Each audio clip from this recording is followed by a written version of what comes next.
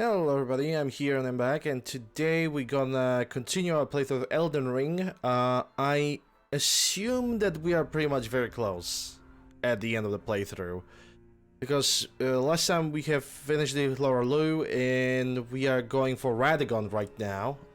It's a boss fight after a boss fight, which is quite different. Radagon definitely is kicking my ass. He got some filthy, dirty moves, but it is what it is.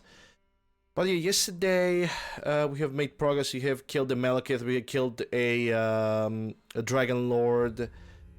So yeah, that's pretty much all there is to it. From this point on, I'm just simply gonna continue. I'm gonna switch to in-game screen. There's not much to be said. We have done everything that we could done yesterday. So I'm just gonna slap the Elden Ring, and we're gonna continue on. We're gonna try to beat Radagon today. At least I'm gonna try to beat him today.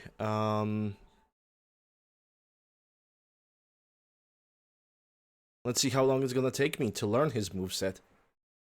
Because his moveset is kind of BS. I'm not gonna lie. Like, it seems like it's learnable and detectable, but there's a lot of situations where I just couldn't even figure out his movement. Like, once I made a dodge, and all of a sudden he pulls up a second attack that could not be dodged whatsoever, so it feels odd. It basically feels odd.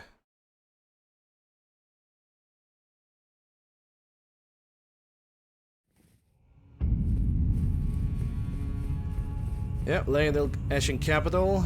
We spent all the souls last time. Honestly, what I'm gonna do is I'm gonna give Radagon like maybe 1 hour. After that, I'm just gonna go for the Mimic, because I know I'm very close to the end of the game and I really want to end this game today.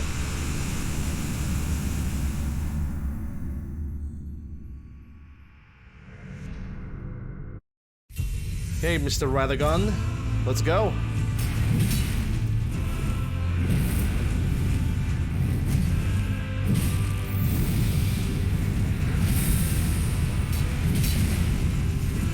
Yeah, that would be a hit.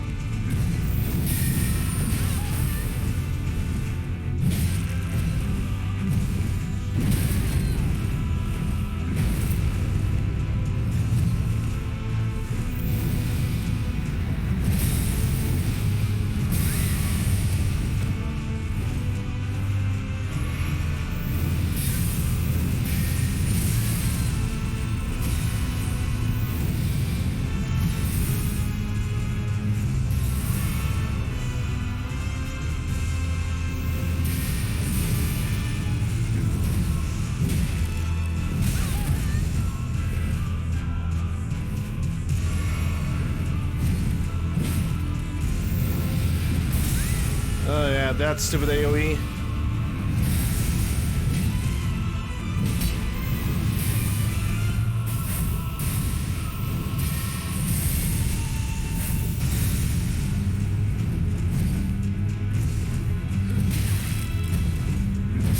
I really want to like heal, but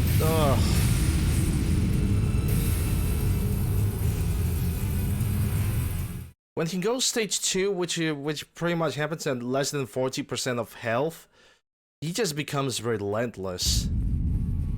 I can only hope that after defeating him there's like some kind of a checkpoint, because if you're playing this game constantly, you'll get boss fight with 3 stages pretty much. 4 stages, come to think about it. And then you get a second boss fight.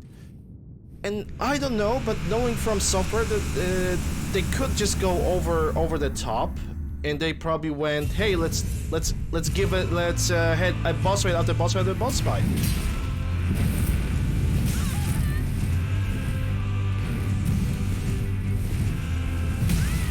I dodged that bullshit.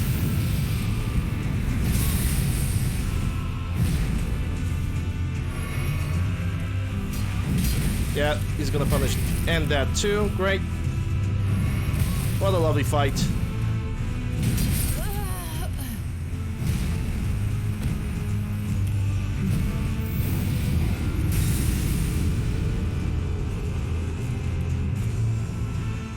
Like I said, I'm only giving this boss fight an hour, so let's just waste the time. I mean, I should not say that just waste the time and just try to learn. If I'm not gonna beat him in the span of an hour, I'm just going for the mimic and I don't give a shit. Like...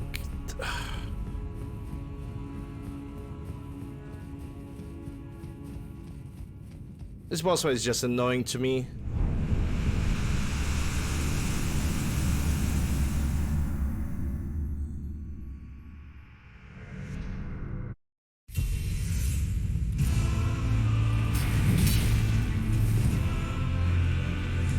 Okay, he's not attacking yet, which is weird.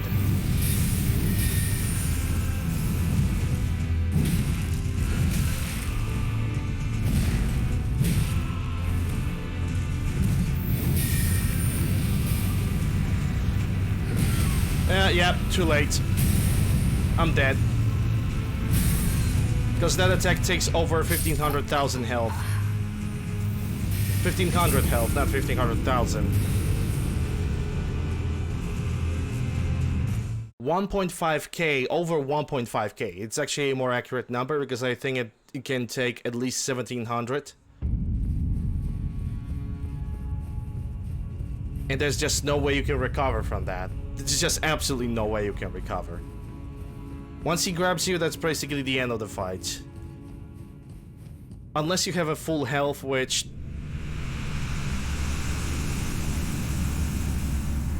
I don't even know how to escape from that. I only know because I have tried that fight yesterday. Like, the only way to, like, actually avoid this is to simply...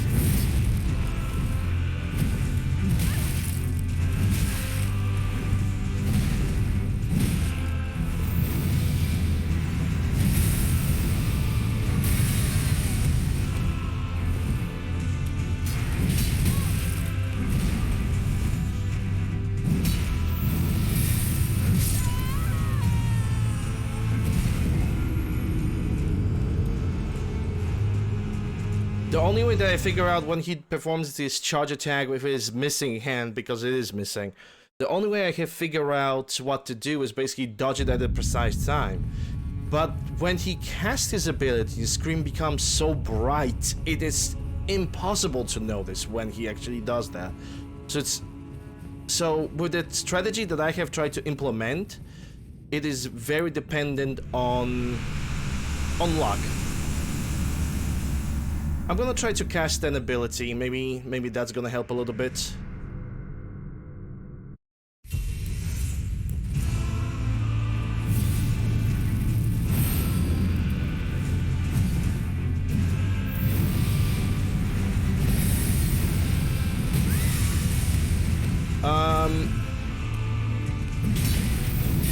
Oh my god. Yeah, there he is. There is the ability. So we can... Yeah, casting ability is it's not gonna happen.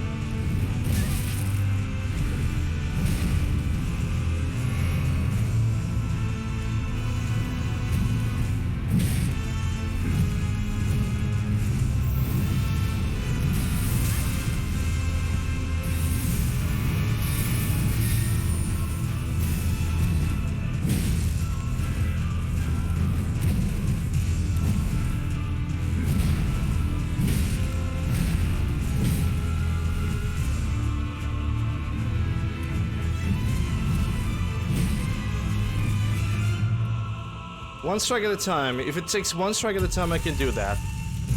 I hope.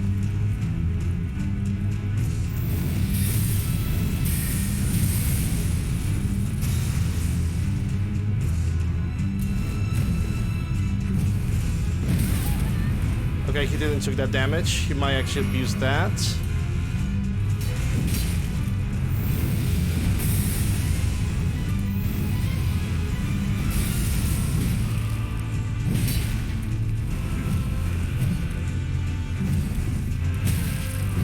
Wow, he actually had a range for the one attack.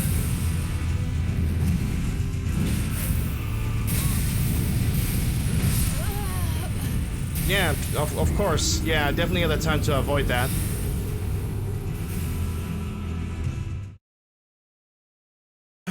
Yeah, I need to take it like slowly. I need to watch his hammer.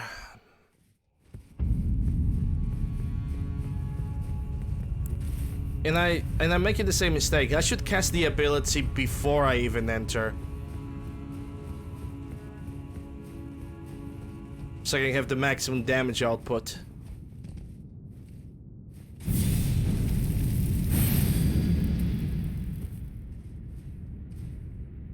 Or at least so I can try to have a maximum damage output.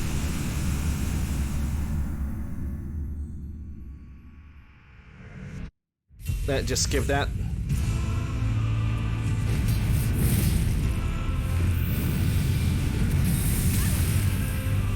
Okay, so that was the charge attack.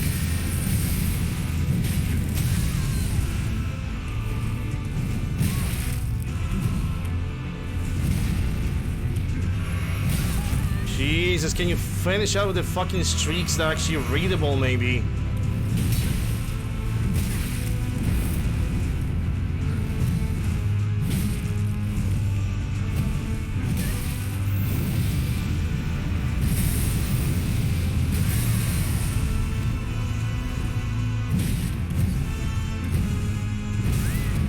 Oh my god, I hate you so much.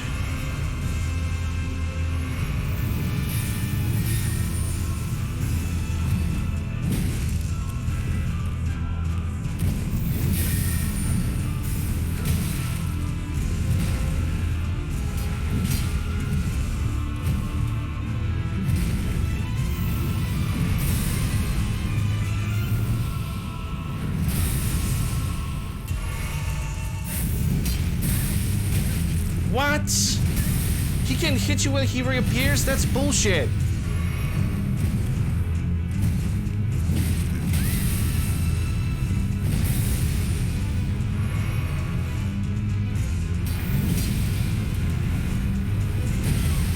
And, oh, yep, of course he caught me. Bye-bye.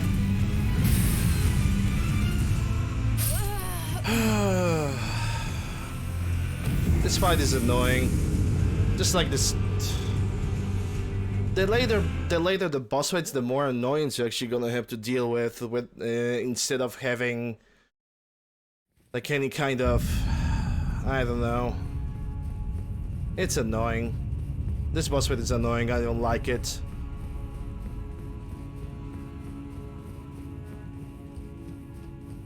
Fucking Radagon, fucking Elden Ring.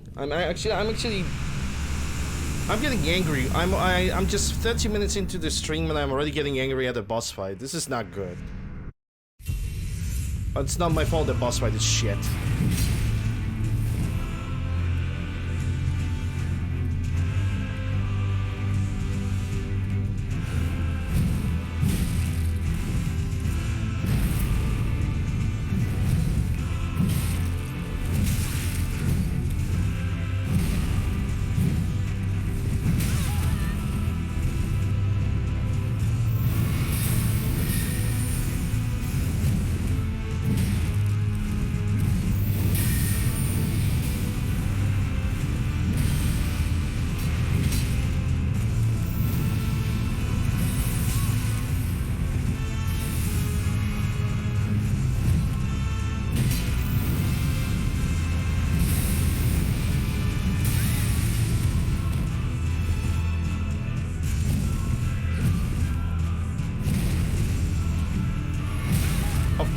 Of course he would reach me with the fourth attack. Yep.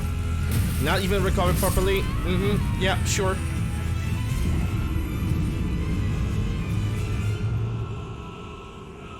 No chance for recovering, just go fuck yourself. That's basically that was basically the entire fight. He can do some dirty moves. Like, he can just attack you in the middle of recovery when you don't have any iframes. And then he just does 3 attacks, the end. And that's the entire fight. No fun.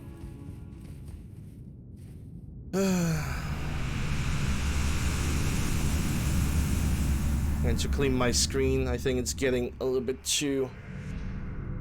Some dust have managed to accumulate on it. I'm definitely gonna need to clean it.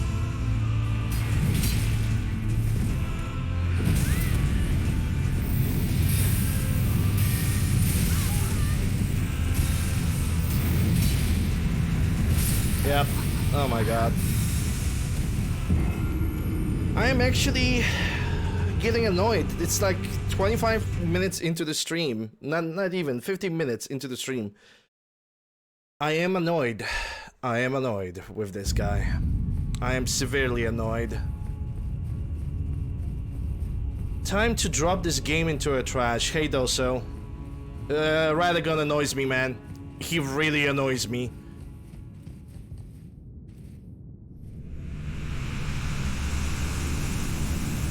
It's like a lot of fights in this game, a lot of late game fights in this game are just annoyance. They are not good, they're just made to be annoying.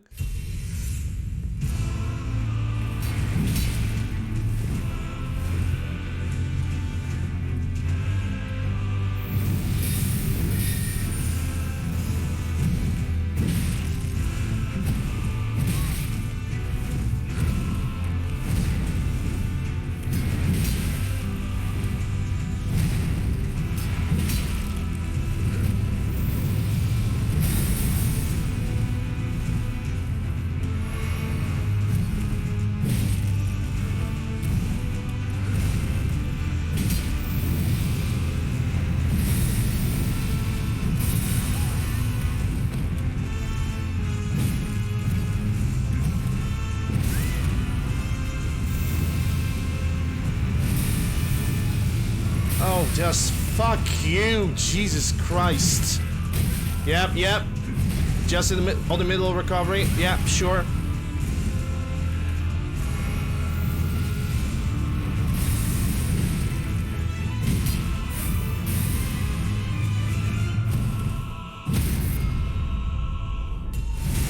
Get fucked. That's actually my time for a potion. He's now entering stage 2. But I basically need to wait for him to attack. If I'm gonna attack him first, that's gonna be bad.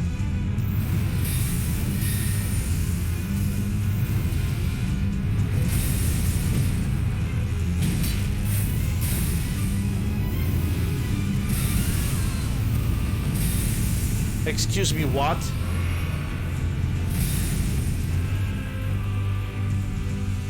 And it's a beautiful attack, but still.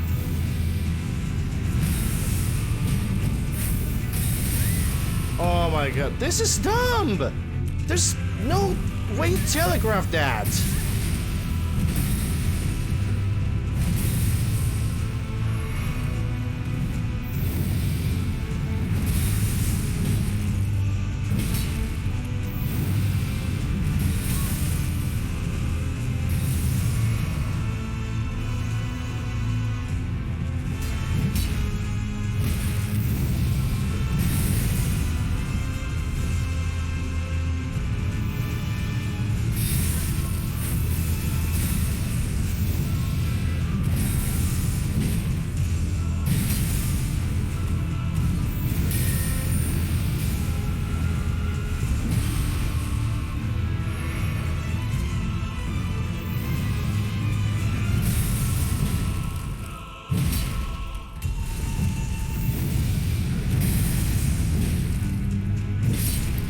Get fucked, Radagon.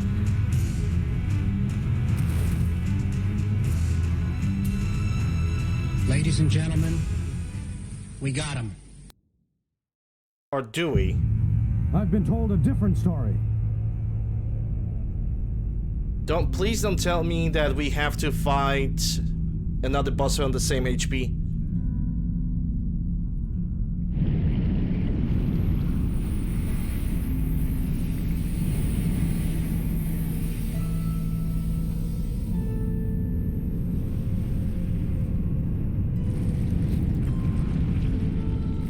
Okay, if I'm gonna die to this, and I'm gonna have to restart the fight from Radagon, I'm going for Mimic. I don't care.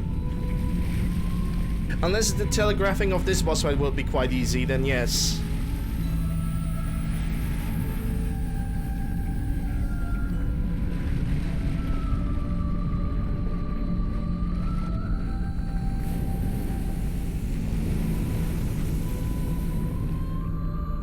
It's the enemy tentacle.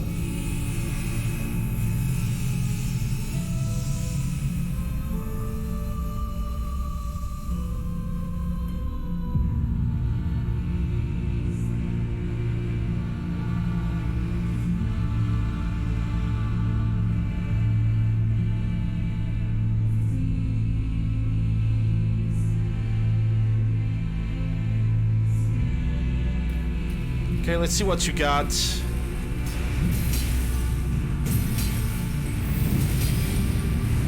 Fire. Okay. I want to run away from that. What the fuck, game? What the fuck, game?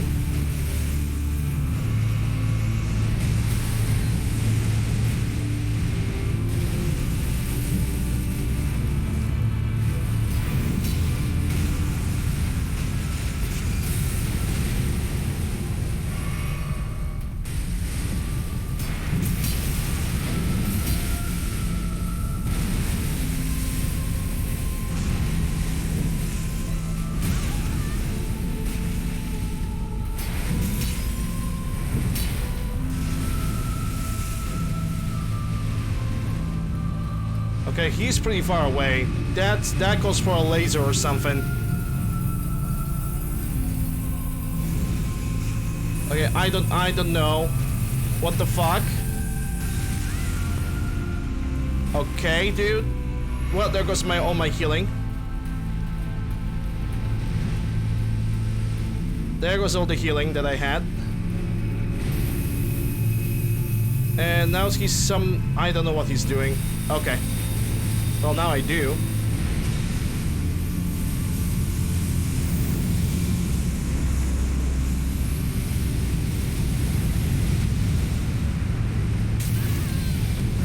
There's no way you can run away from that, dude. Like, seriously? Wow. Yeah, this fight is over.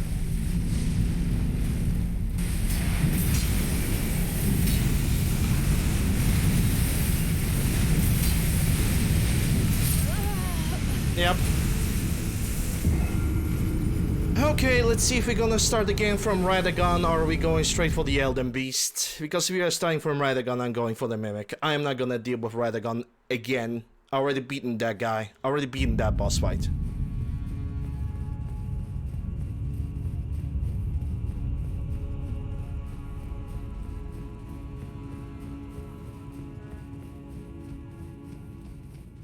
Please don't tell me that we have to deal with it from the Radagon. Please don't do that.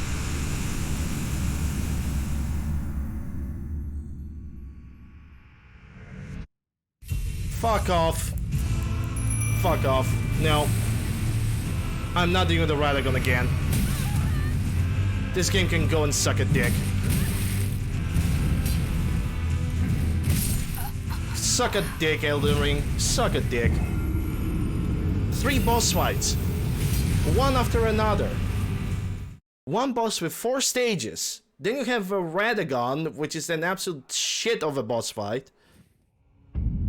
That uses freaking some of the moves are absolutely non-readable. And then, if you have any potions left, well, let's send you against the Elden Beast. Oh, you lost to Elden Beast on the first fight without even being able to like learn or telegraph any of the attacks. Well, time to find the stupid Radagon again. Go fuck yourself, video game. Go fuck yourself. The person who have thought that this is a great idea to place boss fight after boss fight after boss fight, go to the fucking mental hospital, dude.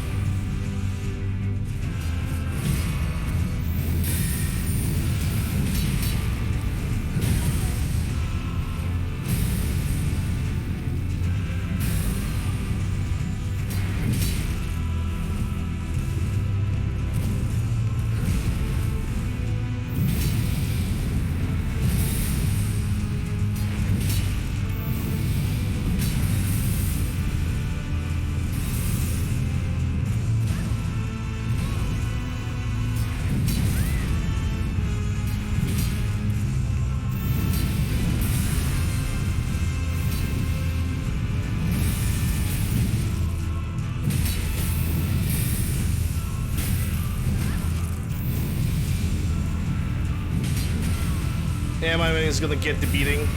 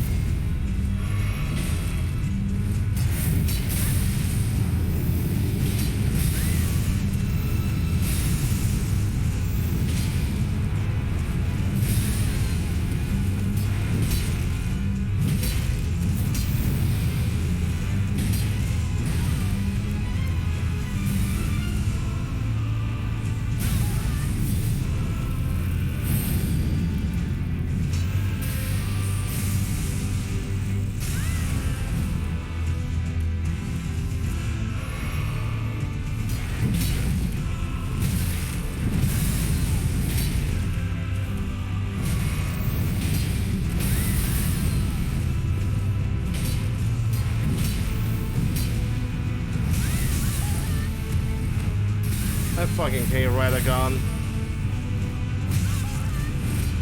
You know, just fucking kill me and just reset that. I don't care.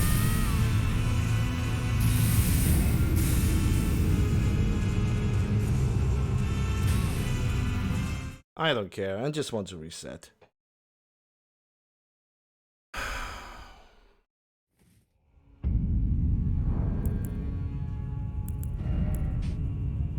Yeah, the mimics evidently cannot use the powers, so I need to remove that.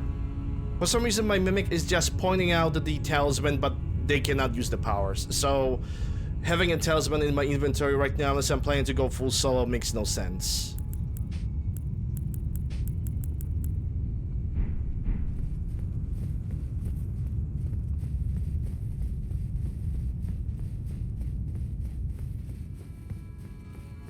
Honestly, if I didn't, like, it's the same thing that I have pointed out yesterday.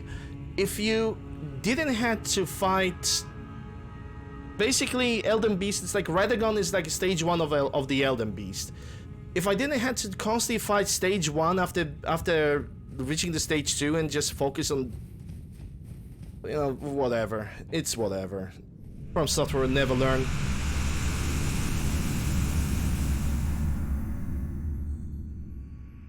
Radagon is an ass of a boss fight to fight. Just absolute ass.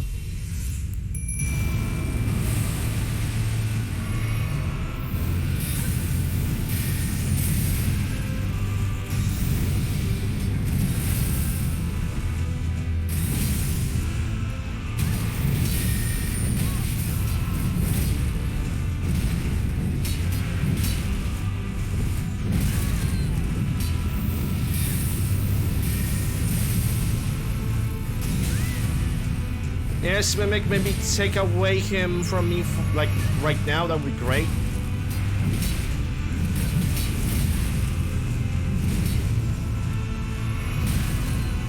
I hate you so much. Of course, yeah, of course. Sure. I just want to beat this game at this point. I hate Radagon. I do not enjoy this boss fight, not even a little bit.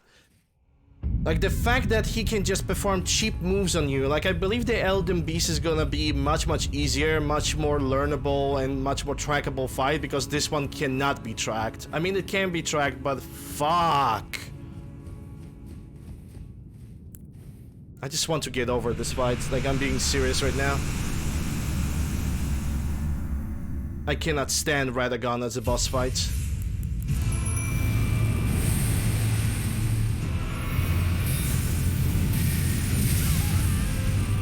Sure. That definitely wasn't dodged at all.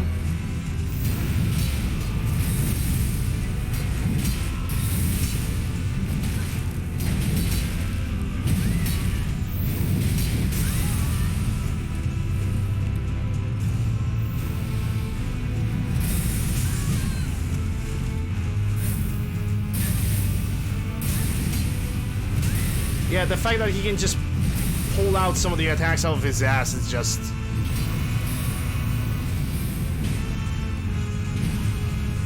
Yeah, this is where my Mimic is gonna take damage.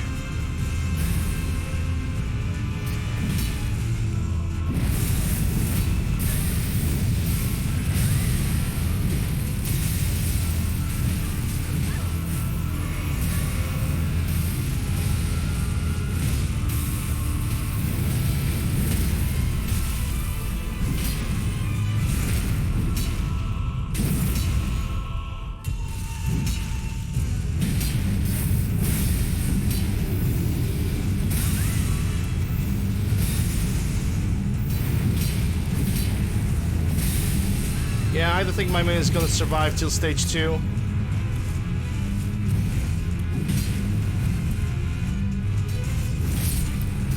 Never mind. Barely alive, but it managed to survive.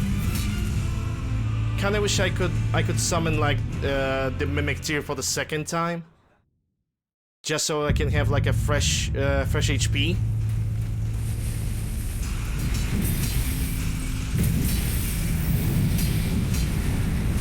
Yeah, it's a flame breathing and I need to run away from that.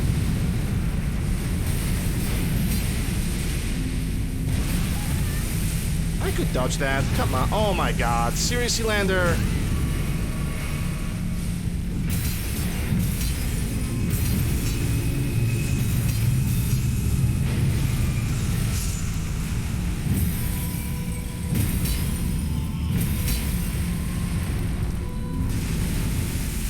Well, it's only me and it. I only have 5 potions left. Which means I don't know what to do over here. This attack is so massive that I can barely understand this thing. Yeah, I barely get this this attack.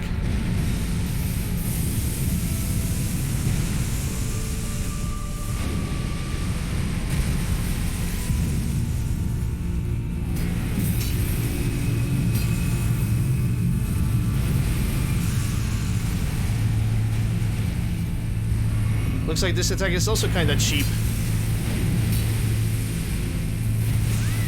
Because it just, you know, with the target of this size... Whatever. I was talking while I was trying to... I was trying to fight, think, and talk at the same time. With the target of this size, there's no way of knowing what is behind you, and that gigantic explosion that happened was behind me. I cannot see what's behind me. And now we have to deal with Radagon again. Woohoo! I'm so happy about that. I'm actually gonna... If I'm gonna beat this today, I'm actually gonna review every single boss fight in this game. I'm gonna basically Google the list of enemies. And I'm gonna review every single boss fight, because so far I believe this is like the strongest and the weakest point of this game. Great. Off to a great start. Amazing.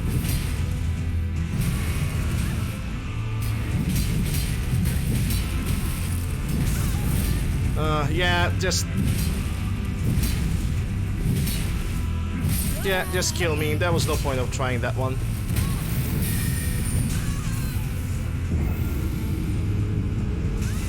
I hate Radagon.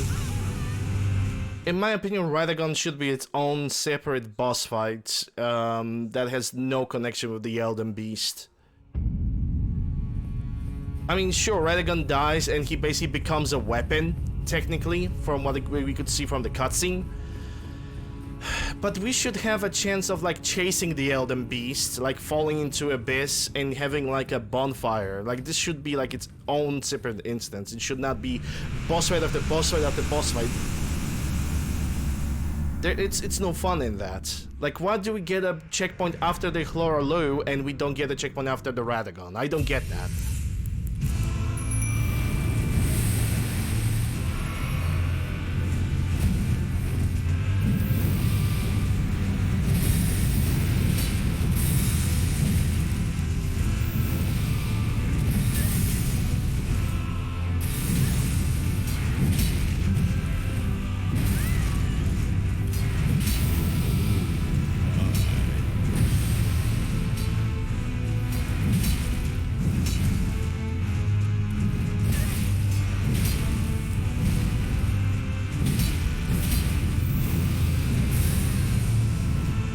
Yeah, he's gonna slam the hammer.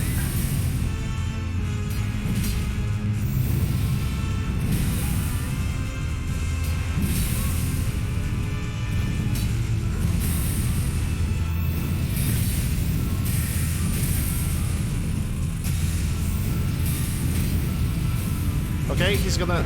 Emotional damage. Are you being serious right now, dude?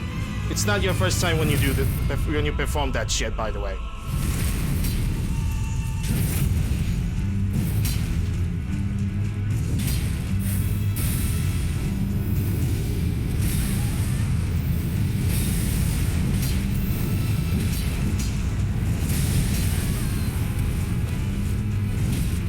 Like, there's a description that says, if I'm having a boss fight or I'm trying to focus, don't use fucking sound command.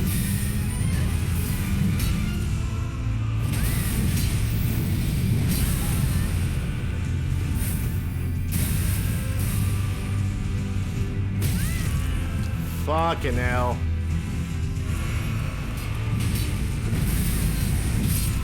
Okay, at least my Mimic has a little bit more health. Wish that my Mimic could heal.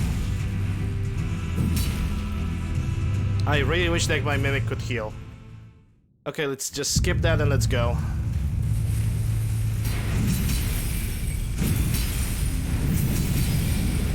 That's a fire. Run away.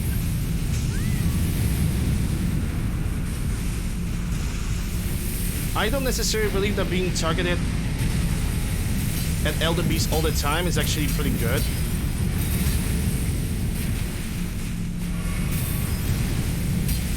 I just have more healing this time, so...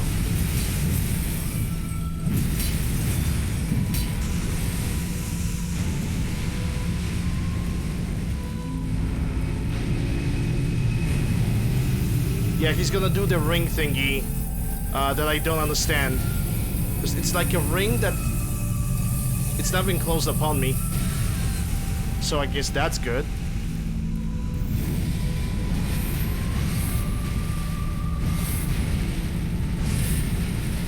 Okay, that is actually pretty freaking fast.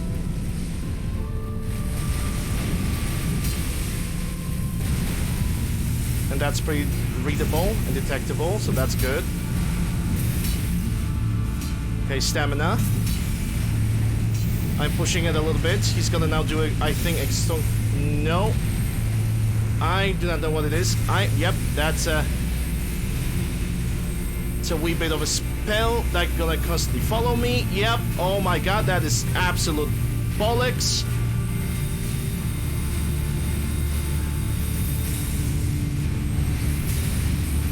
There's no way, dude! Oh my god, dude. Like, fuck off. Fuck off with this shit. You cannot beat that without a fucking Mimic, it seems. Like, he casted that stupid ability and there's just no way of running away from it.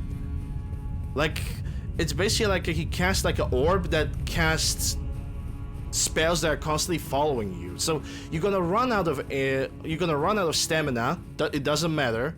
You're just gonna run out of stamina.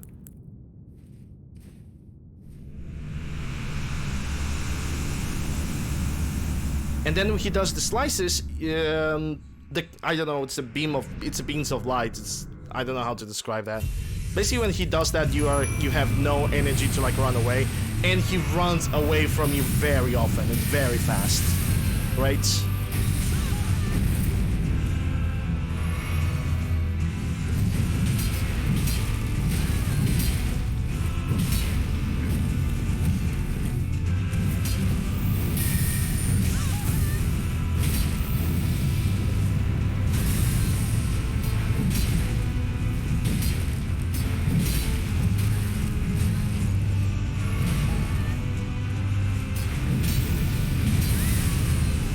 I know I dodged that, but whatever. Okay. Yeah, I think we can already reset. My Mimic has less than 50% health.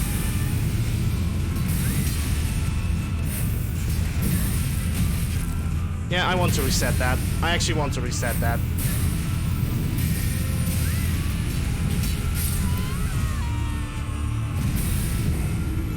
My Mimic already had less than 50% health. There was just no point of trying. This is actually less annoying than freaking Millennia.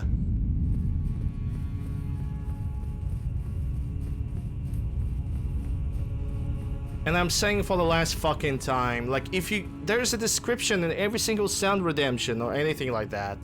If you guys seeing that I'm in a boss fight, don't use sound redemptions or video redemptions. It's distracting. Like, it's like, it's not even the first time that you do that, Frost. It's not even the first time when you're being an annoying prick.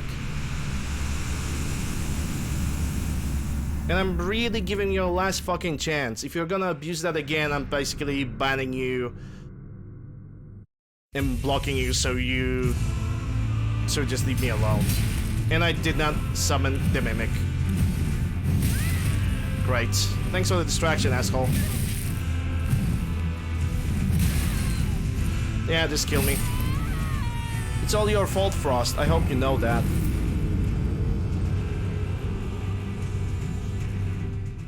I'm gonna blame you now for this because I made a mistake, but I'm a prick, so I need to blame somebody else. But yeah, I basically don't like when somebody uses freaking sound redemptions in the middle of an important boss fight, or in the middle of a boss fight in general, when I'm trying to talk and explain something. But it seems like to some people, it's like you cannot even explain it because they are too childish to fucking understand. It's like you are talking to a 12-year-old, even though my channel is 18 plus.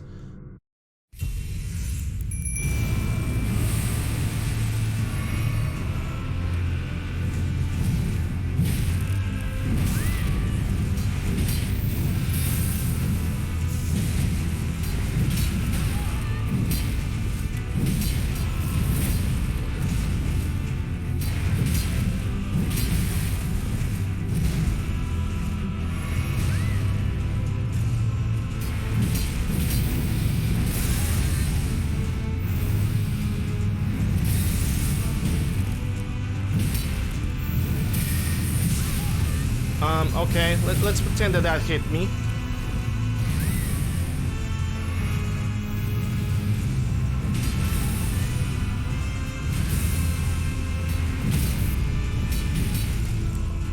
Yeah, I'm gonna ultra armor that. And that was actually a mistake. Yeah, that was a mistake. We are not gonna end up with optimal amount of healing.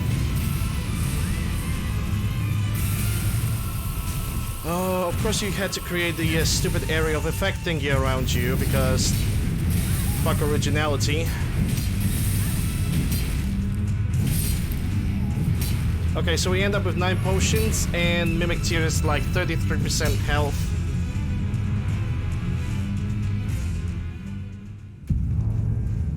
The only thing I can do is just keep on trying.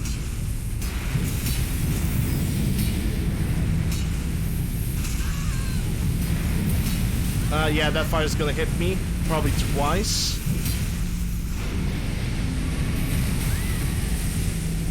Attacking the meat healing.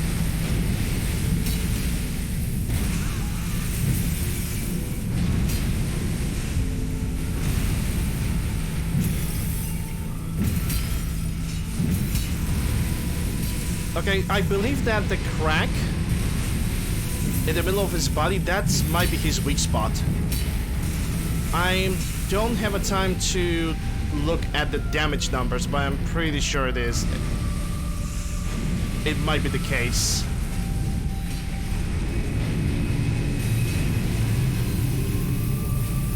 Yeah, here comes the ring. And he goes for the Mimic. I'm really not... Yep, there goes the Mimic. So it's 1v1 at this point.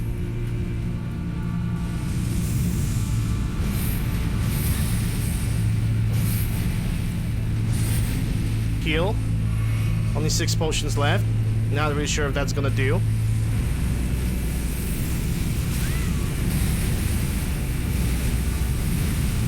Yeah, it's...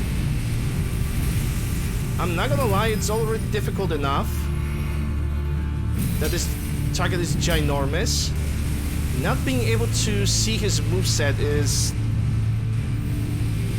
also not really the greatest, but okay.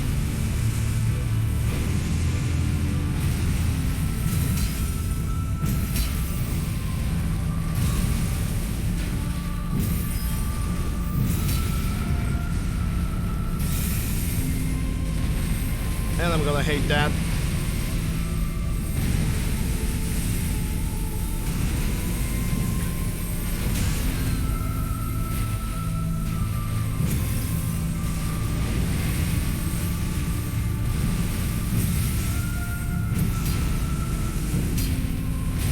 You know what? I wouldn't be surprised if some of those bolts of magic were an actual like illusion.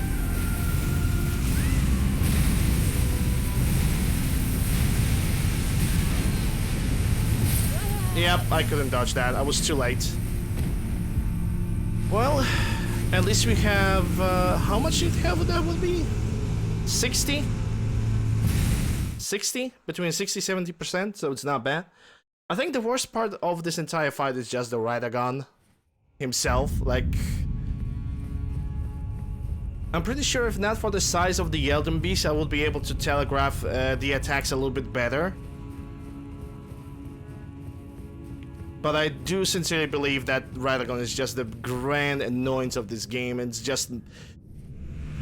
Radagon, I still need to seriously believe that Radagon was placed here only so you can use as many potions as possible.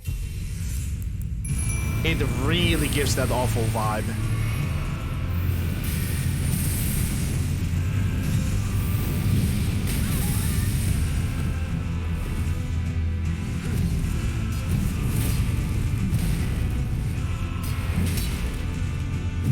Yeah, he's gonna go for me.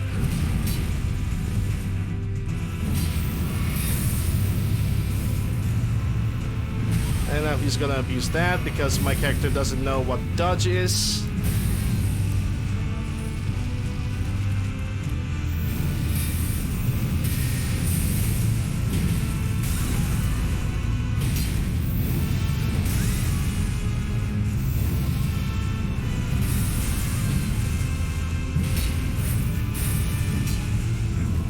I think he's actually resistant to fire.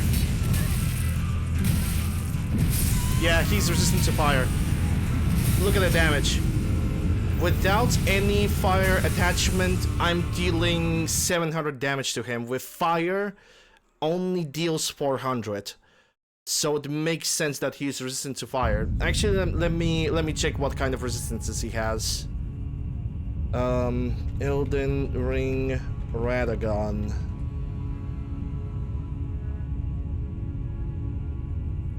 He's only strong versus frostbite, skyrot, poison, and holy, immune to hemorrhage and sleep. He's only neutral to fire, but it doesn't say lightning. It doesn't say anything about lightning. So yeah, he got absorptions. Fire 0, lightning 20. Okay, so he has the absorption to lightning. Sure. Fire 0. Okay, we are not gonna use the fire thingies, because those are not gonna be very useful.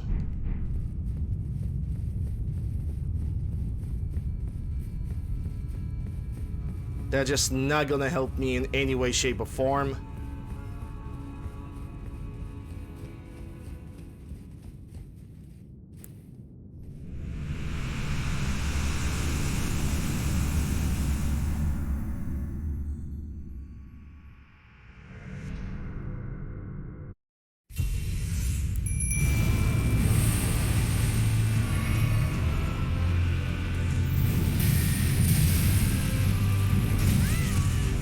That should be dodged, but fine.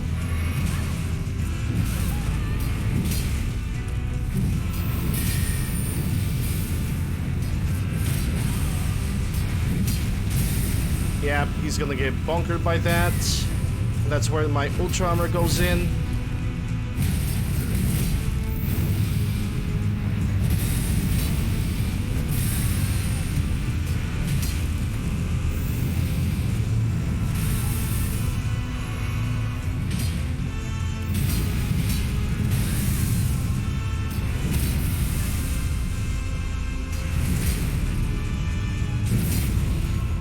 Okay, I'm gonna use one more healing item.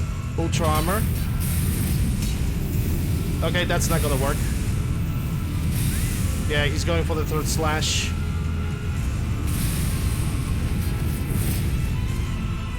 One more. And run. Well, there goes the Mimic. We are not doing bad.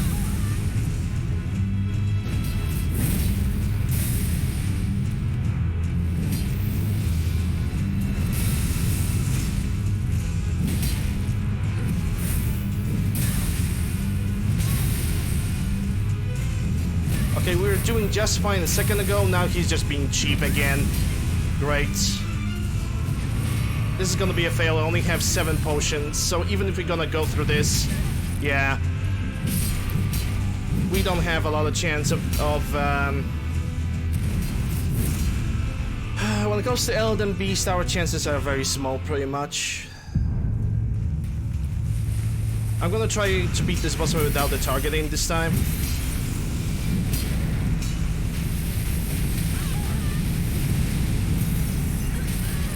Oh, so the fire, it reached me. Nice. Yeah, sure. Use the attack even though I'm pressing square.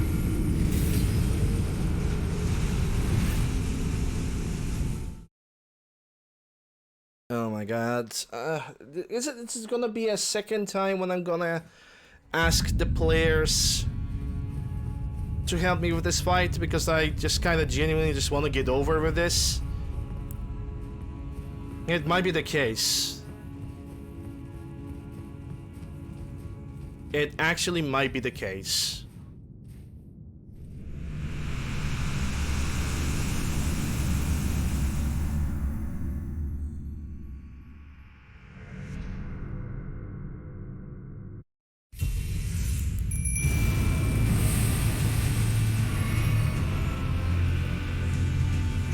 If he could charge right now, there we go.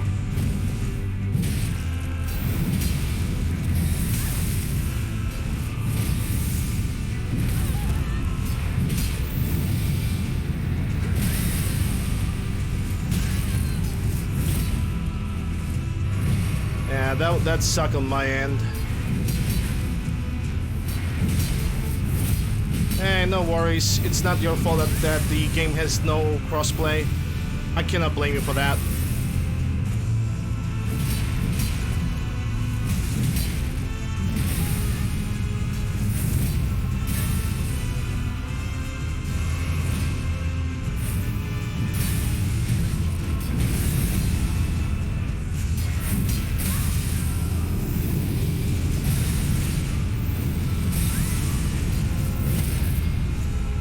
Oh my god, that actually interrupted him. Holy shit. Okay, fast heals. Again, not enough potions. That is cheap. The fight. Oh my god. Okay, yeah, we can just. Yeah, that should actually hit him.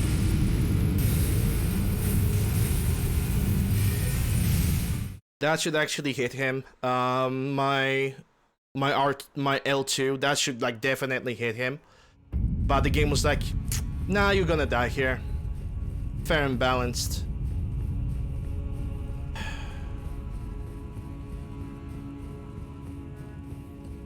Boss fights like this really make me afraid about the future of the From Software, because they are really cranking up difficulty only for the sake of being difficult and not being fair. This is not a first stage of the Hloraloo when he's basically Godfrey.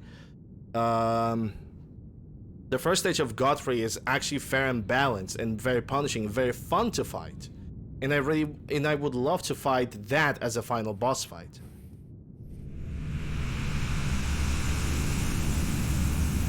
And get Radagon and Elden Beast as an optional bosses. Because this is like... This looks like a scenario for the optional boss fight more than anything else.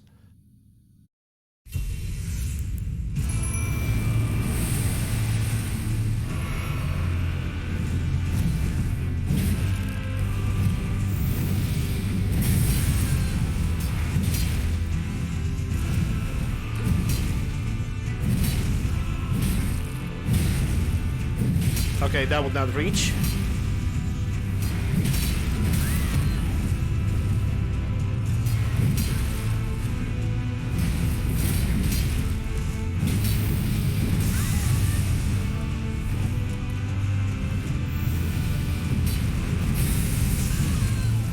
Ultra armor.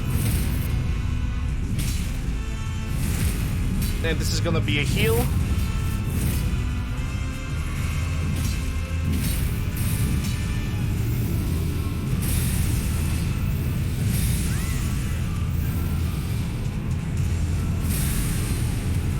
Ultra armor or hyper armor, pick your evil.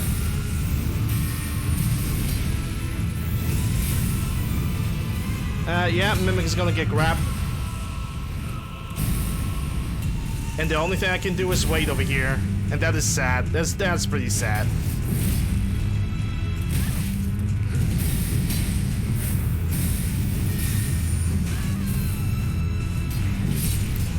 Okay, heal now. I really wish that my Mimic could have, like, some of my Estus flasks. This is so far so good. Mimic has a lot of health.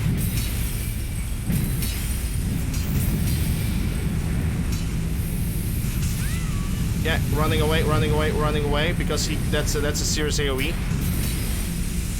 Cut him there. Yeah, you're gonna go for that ring spell, aren't ya? Or not? Okay. Oh boy.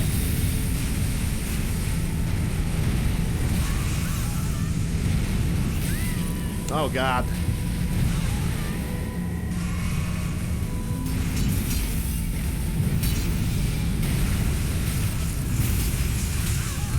Jesus. Yeah, my Mimic is not gonna last. Ultra armor. Yeah, there goes my Mimic. Ultra armor. Ultra armor once again. Oh my god, that's actually might be the very first time when I broke the defense on this. No more FP.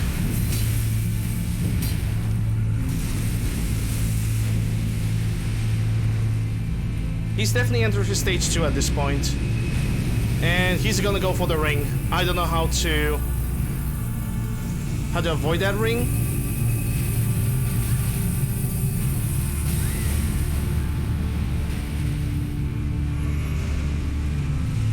Still got 6 potions.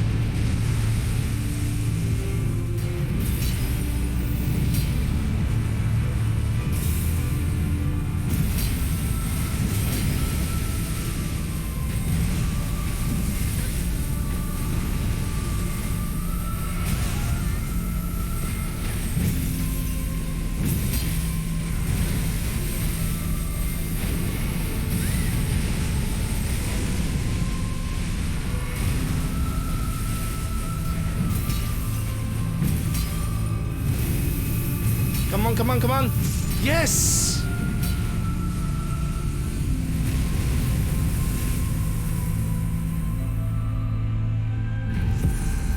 Goddamn right. 600,000, that's a lot. On the ground and try jumping over it rather than focusing on him in the air. Well, now it's too late. It's GG anyway. Okay, so now... Now it's like the end. I'm gonna level up. Because I believe I still can... Okay, so if I'm gonna rest here, that means I can very easily... That means that I can very easily... move back to whatever I want and just do optional stuff. That's how I understand it. I still wish I could fight Millennia. I really wish I could fight her. And I'm gonna deeply regret that. Okay, because it's an end game, what we can do is I can just burn all the golden runes. Just burn all of them. Just burn all of them, because I know this is pretty much an end game. I'm gonna keep the remembrances with me. Because next time I'm gonna play this game, which is gonna happen next year, because I think this game is worth playing, but it definitely has its sheer share of annoyances. Oh, it has its share of annoyances.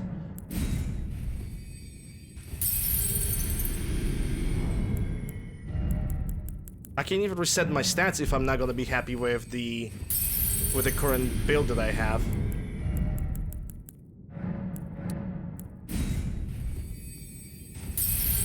what happened? We technically beat up all the boss fights in the game, and I'm currently using all the runes so I can have a clean account, so I can do 100% playthrough next year.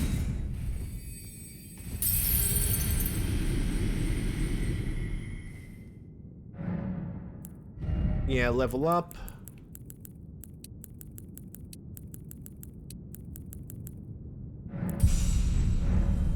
And I still have a lot of souls. Buy all the smithing stones I was able to after Elden Beast. There's also armors that I can get. Dude, that's not a stupid idea. Let's get the round table and get the armors, the unique armors. Because I haven't bought those. Like, at all. I didn't even bother.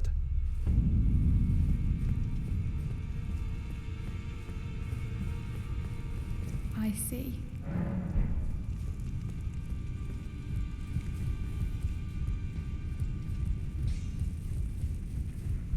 Now.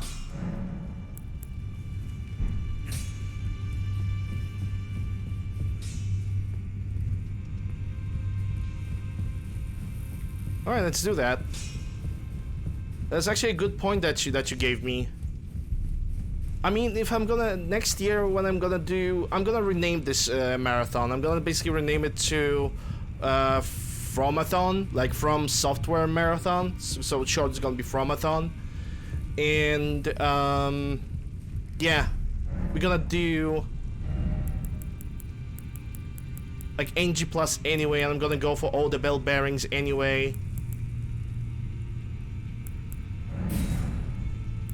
So you know.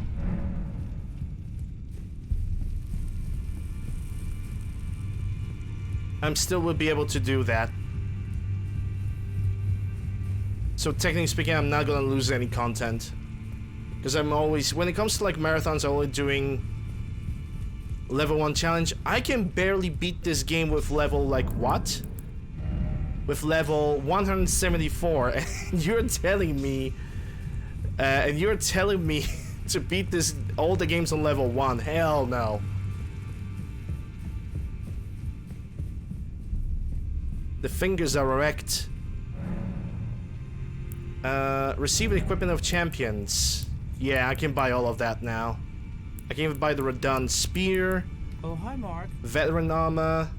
Hey, Wako. Royal Knight. Yeah, all those armors are pretty expensive, not gonna lie. Okay, so definitely don't want to get the... I want to get the Malekith set. That's definitely gonna happen. The other set that I want is Malenia. Though, I'm gonna be quite honest, I don't feel like I deserve Malenia armor. Veteran armor. I don't know what the veteran is. That's Radon armor. Royal Knight. I think I'm gonna get the Royal Knight.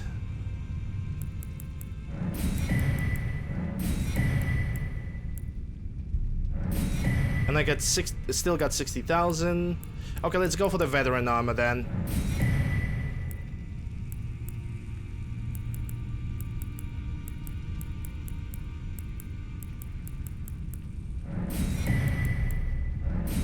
And I still got 50,000. Elden Lord, that's... I'm not really in the theme of... it's just simply not my thing. No offense. It's just not my thing. Radon armor. Okay, do I still have for Radon armor? Because that's lion armor over here. 12, 8, that's 20. Yeah, I'm gonna buy it.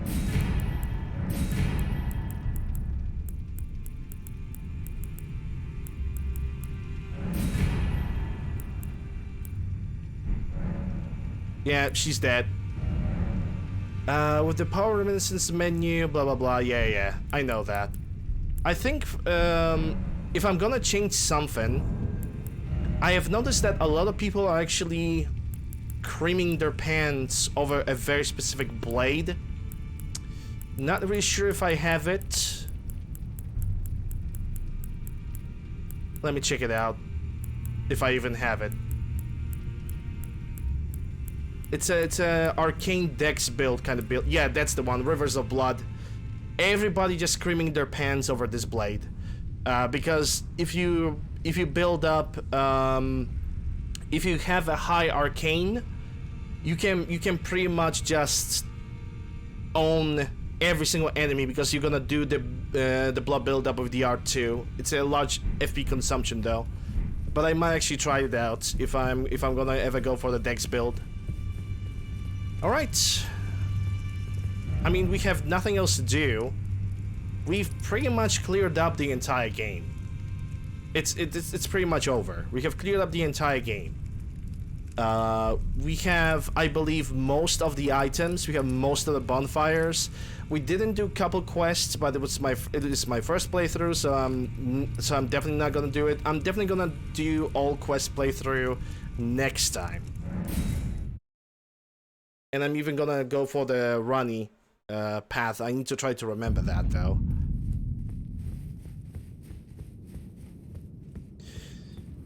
Okay, there's Fractured Marika. Let's go.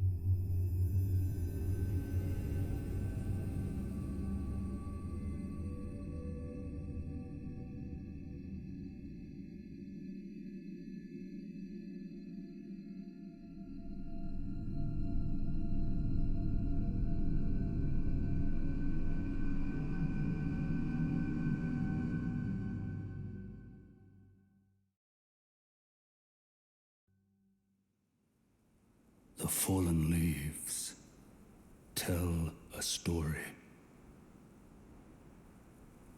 of how a tarnished became Elden Lord.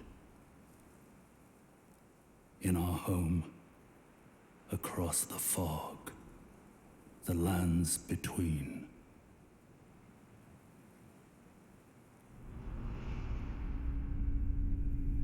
Our seed will look back upon us and recall an age of fracture.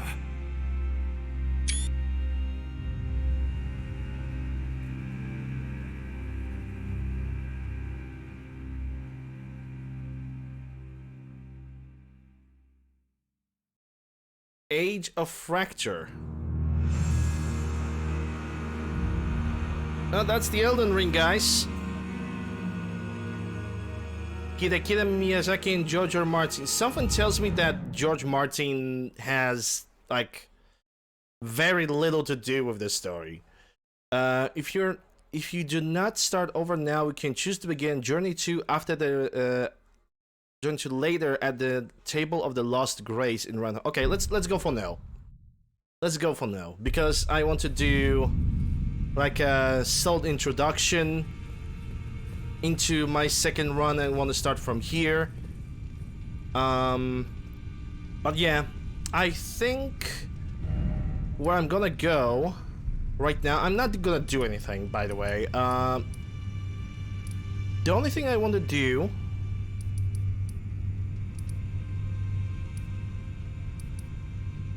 at Castle Morn, I want to go for the very beginning of the game. The first step, and I'm gonna review the game. I'm gonna make a comparison of the boss fights. We're gonna talk a little bit about the game itself. in what are my feelings about it, my real feelings, like something that is like behind the salt that I usually spill when I'm playing this game. Okay, let me just switch to in-game screen. So yeah, Elden Ring. I am not surprised that this game has the Game of the Year. Oh, it's gonna be a Game of the Year. I think there's a tomb you may have missed. It's whatever. At this point, it's whatever. I'm gonna try to do it next time. So yeah, Elden Ring. This is basically a Dark Souls with cranked up difficulty with the open world. So pretty much every meme and everything that everybody have ever dreamed of. And you don't have a game like this. You basically don't have a game like this on the market. So it's gonna be pretty much 100% a situation where this game is gonna get a Game of the Year award. It's unavoidable at this point. You can basically see the Game Awards next year, and it's gonna just be sprinkled with the Game Awards for the best scenery, best story, and best anything. But Game Awards is a meme. It's just a living meme. Anyway, so what to start with when it comes to like having my opinion or reviewing this game? By the way, I'm not a professional game reviewer. I'm only a guy that plays games on the internet and has like semi good earning from it. Semi good. So maybe let's start with the scenery and the graphics. Graphics are beautiful. They're absolutely astonishing. There were several locations where I could just sit back, turn off the HUD, and actually put a screenshot because it was worth it. And I love it. I love the scenery. I think the best looking area, the most readable area that I have went through, that could be Atlas Plateau. I do sincerely believe that Atlas Plateau was very nice. It was not obnoxiously big. It was not overly complicated when it comes to like reaching from point A to point B. Like I could basically have the entire place scouted out the way I wanted to scout it. The enemies, let's start with regular enemies because I'm gonna have a separate thoughts about the boss fights. Enemies are alright. There is plenty of situations where regular enemies are getting reused, and the only thing that they are getting in like an addition is basically like additional attack, and that's it. Which that does not, when it comes to the From Software game, that might not lead to thinking where enemy is not really unique. The enemy is just a little bit more annoying because not only the health is scaled up, the damage is scaled up, but also the additional attack deals even more damage. So it's basically something that might not work well with a lot of people, and it definitely didn't work well for me. Basically, when I go to the different area, I expect to see a totally new enemy with like maybe a different set of skills as well. Like, I'm being honest, I wouldn't mind seeing that, which actually sometimes it even explains why this game, when you install on the hard drive, it only has 60 gigs. So yeah, it's pretty much that. What else can be said about the game? Shit ton of weapons. A lot of weapons got some overhauls. From my own perspective, a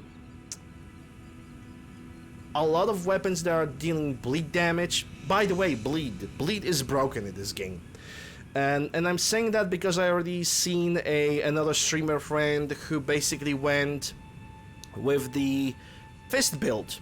He basically went for the fist build with arcane, little bit of strength and dexterity, and he went for bleed build, and he was basically annihilating the entire game with like swift attacks, and the only thing that he really had to do is just learn how to dodge the attacks properly. Yeah, basically bleed is broken. A lot of weapons that you're gonna get are actually pretty useful. The new stances and the ability to change your stance or well, in this game it's called Ash of War. The fact that you can just exchange them is actually very good. I like that because you can basically suit the weapon to your own needs a little bit better. Like for example, when it comes to the greatsword that I profoundly have used throughout this playthrough, I could change the attacks from the lower upper sweep into the Lion's Claw, which in my opinion was basically faster and was basically dealing more damage. At least it looked like it, and I basically swapped it and it was great. Same with the Claymore. A lot of upgrading options. You have the smithing stones, but it's basically the same as Dark Souls. It's Titanite shards. It's Titanite shards with just a larger requirement of quantities that are gonna get used, because you cannot just upgrade your weapon to plus 10. You're going up to plus 25, which is actually pretty good that they did it to up plus 25, because you have like a shit ton of area to explore. Another thing, a lot to explore. That's great. That's amazing that you have zones that are having a variety of atmosphere, that you have variety of what you look at. Though, I'm gonna be honest, some of the dungeons were just made to be slightly annoying. Like, I think the worst dungeon in the game that you can get here was the tombs, was the Azurali. Hold up, let me check.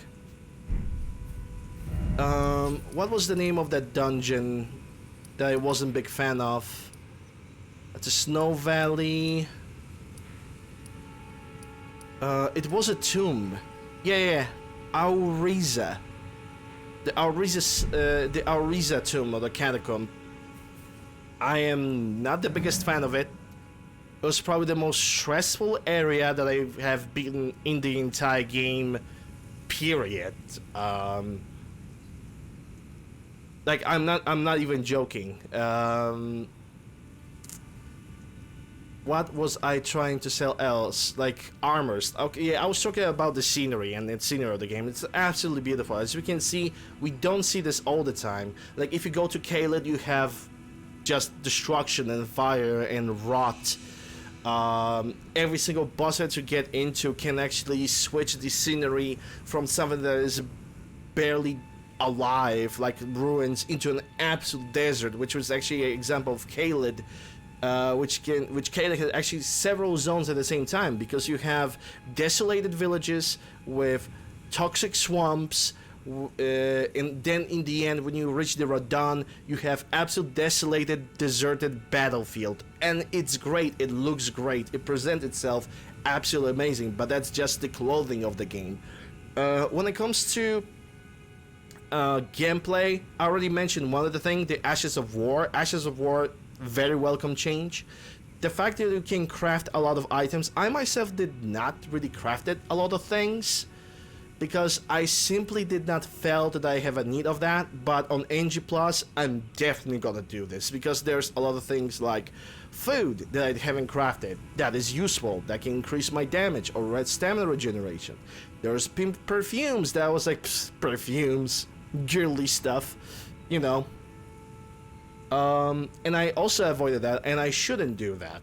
The fact that you can also have summons, summonable creatures that can help you fight alongside whenever you are going against a regular enemy or a boss fight, is actually a very good mechanic, a very needed mechanic, because the difficulty of this game, it can be rather spiky, depend on where you're gonna go on which level.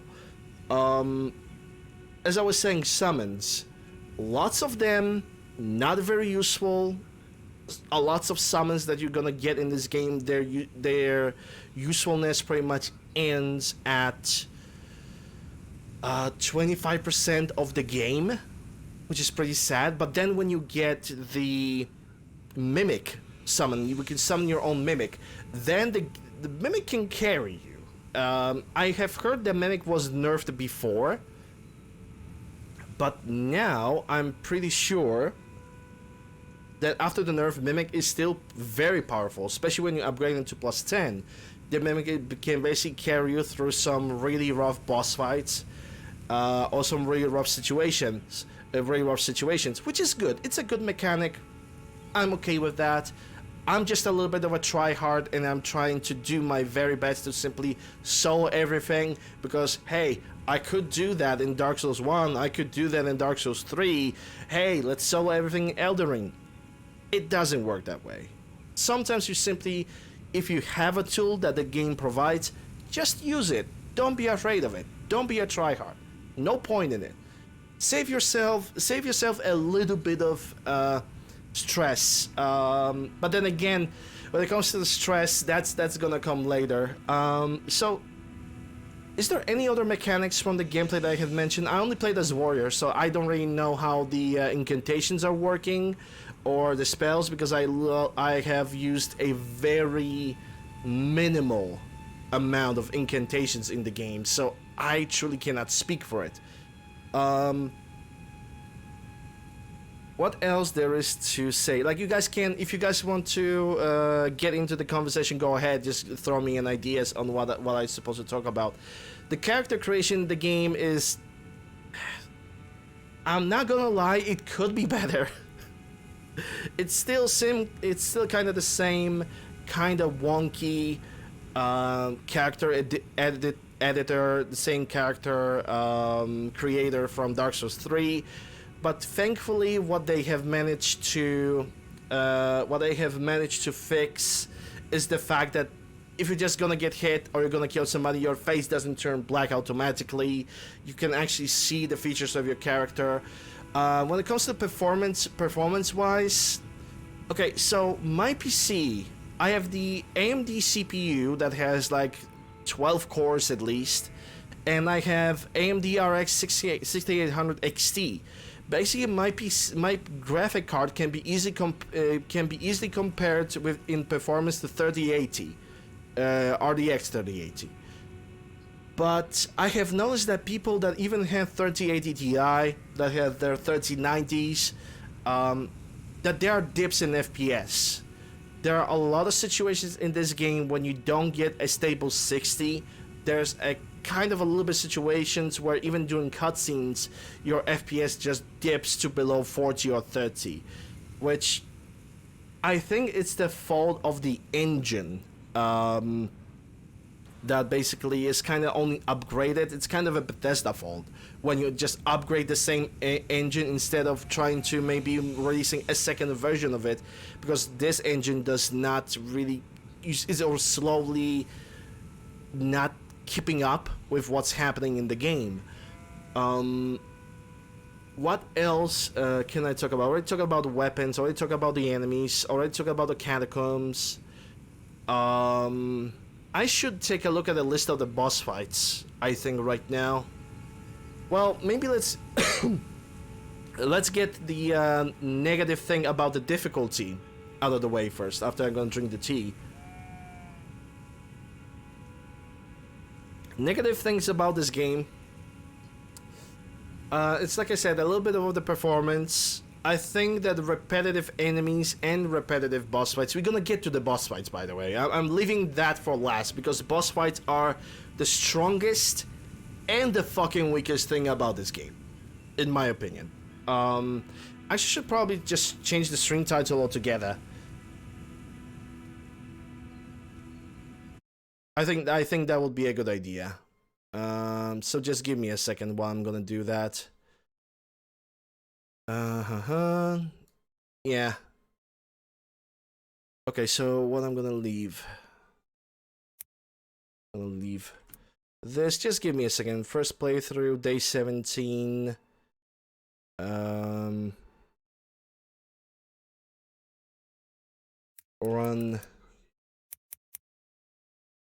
Run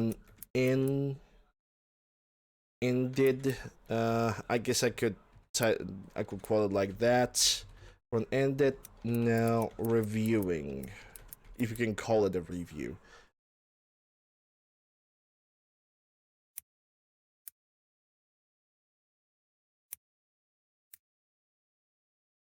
Okay, I don't need the help anymore because I've beaten the game.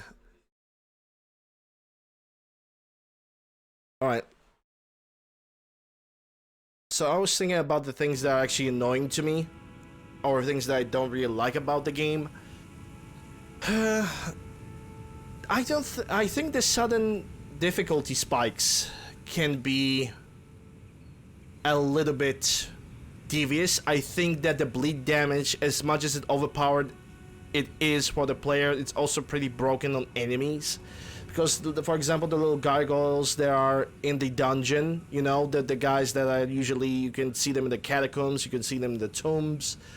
These guys can deal ridiculous, they can deal bleed damage on you ridiculously fast. And unless you know how to behave against them, like how to dodge them or how to bait them, then you're basically gonna have not the greatest time of your life.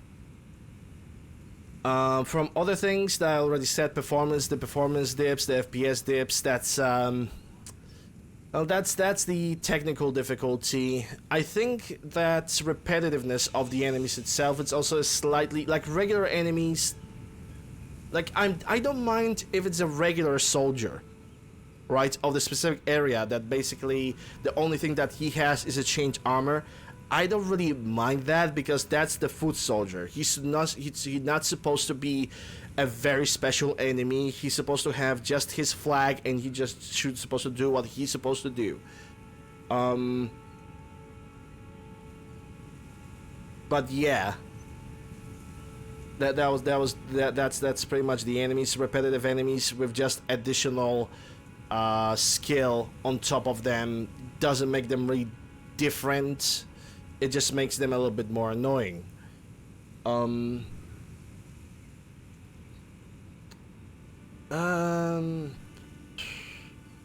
Was there anything, like, I was already trying to, I was willing to be ready to mention the Scarlet Rot place, but then again, it's Blighttown. Every single From Software game needs to have its own representation of a Blighttown in one case or another, so I can't really complain about that.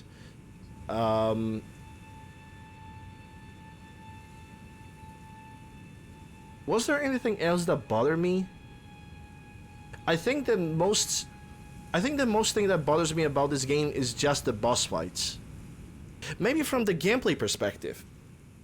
You have an open world game, right? You have this massive map, which is great. It's amazing. That's not the point. You have quests. As the tradition of the From Software game says, if you have a quest, we are not marking them on the map. I have not found any of the way to actually find the map marker or anything like that, unless it's the Round Table House. Like, only the Round Table House gave me like specific map markers for the quest. For everything other quest, it's basically the same From Software situation. You go out and you have to search for the NPC to progress the quest. A lot of times, you're just gonna miss that NPC because you already cleared up this one section and you haven't found that specific NPC. Like, it's me with Millicent. I have not finished the quest for Millicent because I have not found her in one zone. And at this point, her quest is done. I cannot progress with it anymore.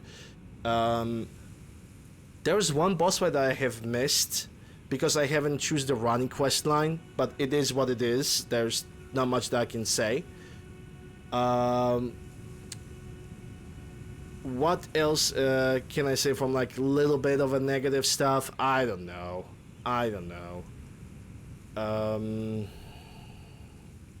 I guess that's all from the things that were actually bothering me, unless I'm gonna remember something. I was okay with some repetition because how easy it is to run past zones and enemies. That's a lot of optional bosses and zones. Yes. Speaking of optional bosses, some optional bosses or some singular enemies were absolutely broken. Like, I remember the enemy in Lara Lucaria. I think that guy was the most frustrating single enemy that I had to fight, because he was always able to parry my attack no matter what. He was just always ready. He knew what move I was able to perform before I was even able to move forward. He was absolutely annoying. He was such a stressful encounter, and running past him was impossible. Like, even if he went on the stage 2, he was still pretty difficult because he instead of using the shield parrying, he suddenly decided to switch into a staff and summon a long range blade from the staff, which was almost he know exactly the range of his blade, and he basically was spamming that attack all the time. It was just so bad and so frustrating. It was so unnecessary, because even if he parried you, the moment he parried you, he could just one shot kill you. Like, there was a minimal chance that you would be able to survive that. So I guess now we are gonna move to the bosses, and I'm simply gonna review every single one of them. I'm gonna have to use the Google browser for that, because I don't remember the names of every single boss in the game and how they are looking like and how many times they're actually showing up in the game. That's one of the negative things about the boss fights, is that they are repetitive, and a lot of them are not bringing anything new to the table. Elden Ring bosses. There we go. Let me take a look.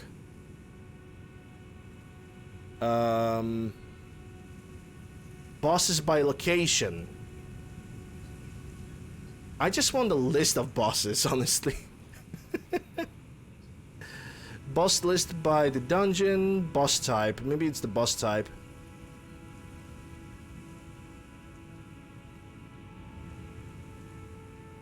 Okay, let's go for the by the boss fight, and we're gonna by the enemy type. And according to the list, I'm not gonna go with like any chronological order. I'm just gonna go with the order that is being presented to me here in front of me at the web page. Godric the Grafted, a good boss fight.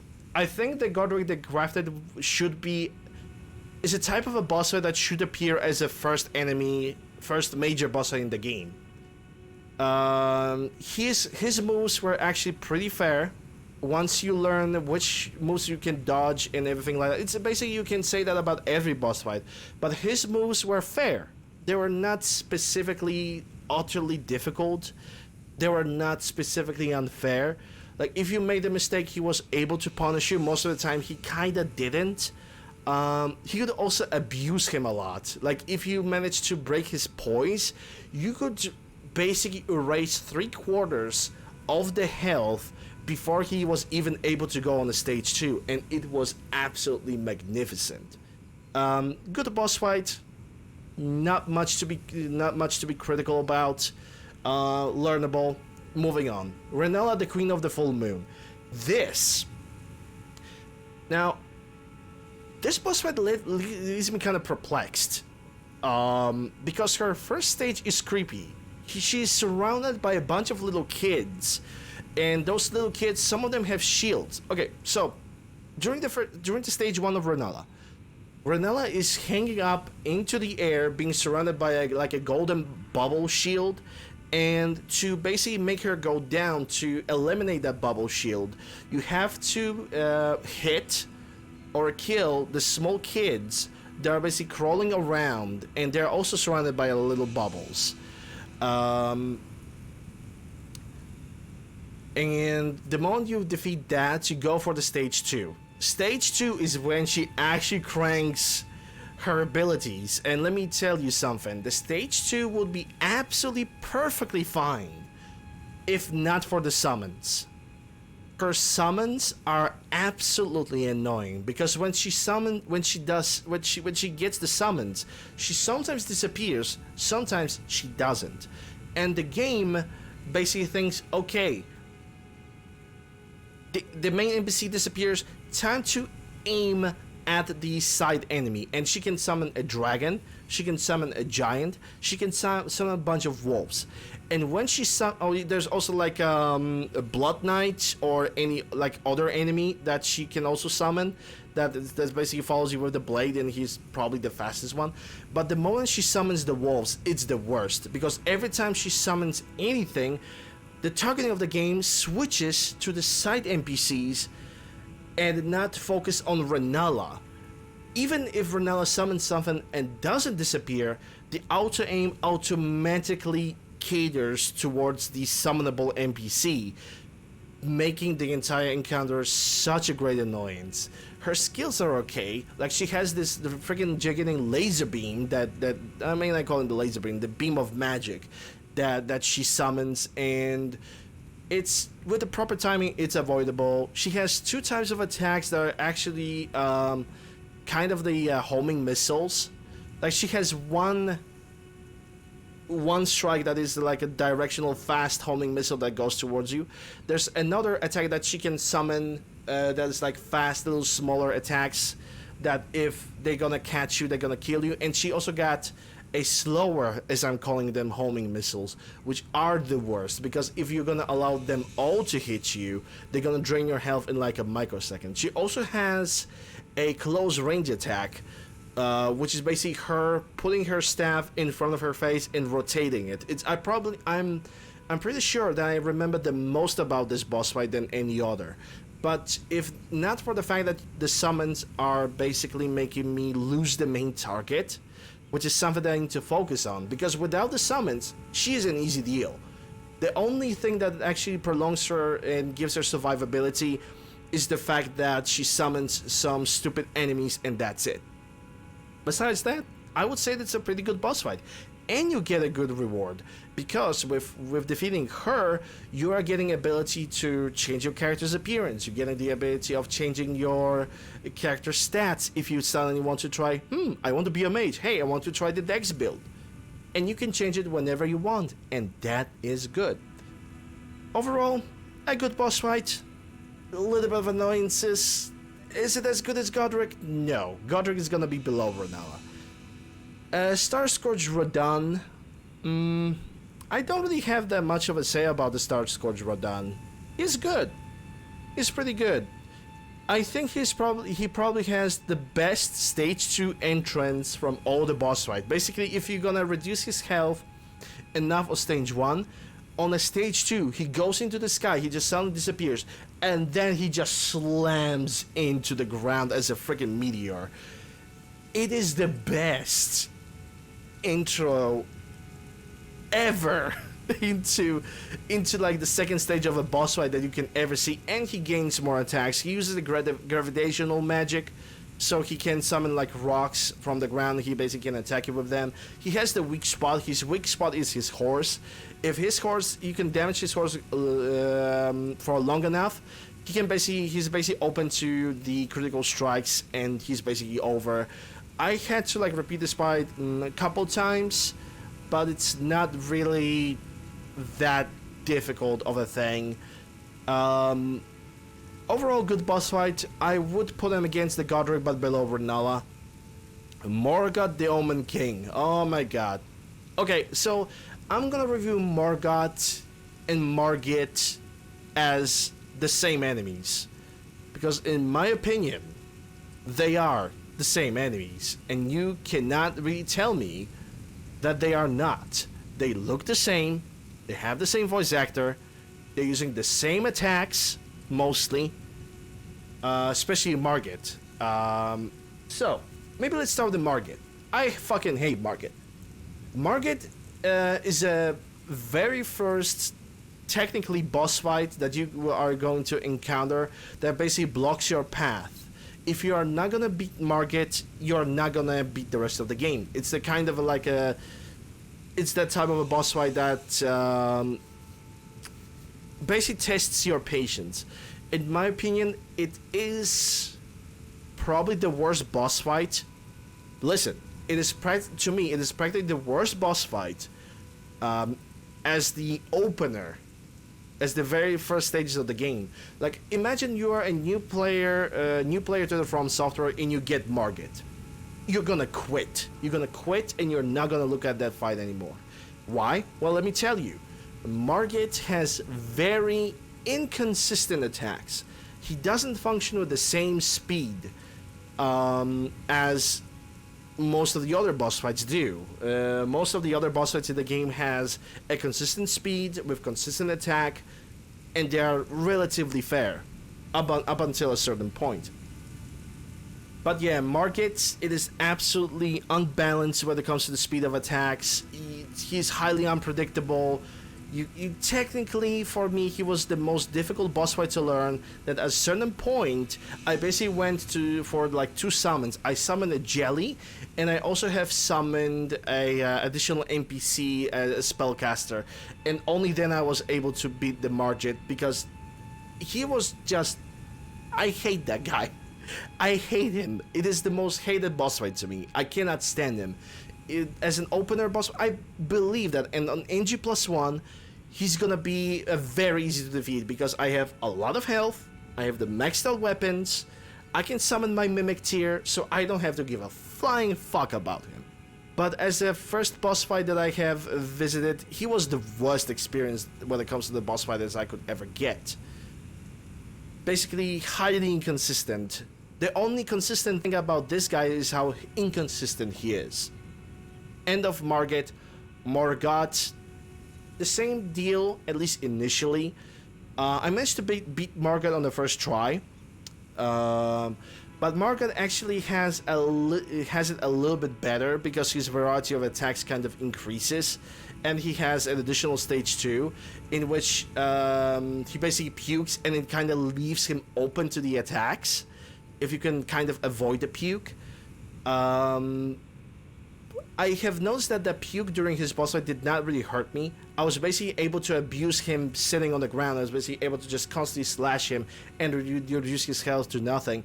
The dagger attack that he cast is scary, but you can actually avoid it pretty easily. He's not really that bad.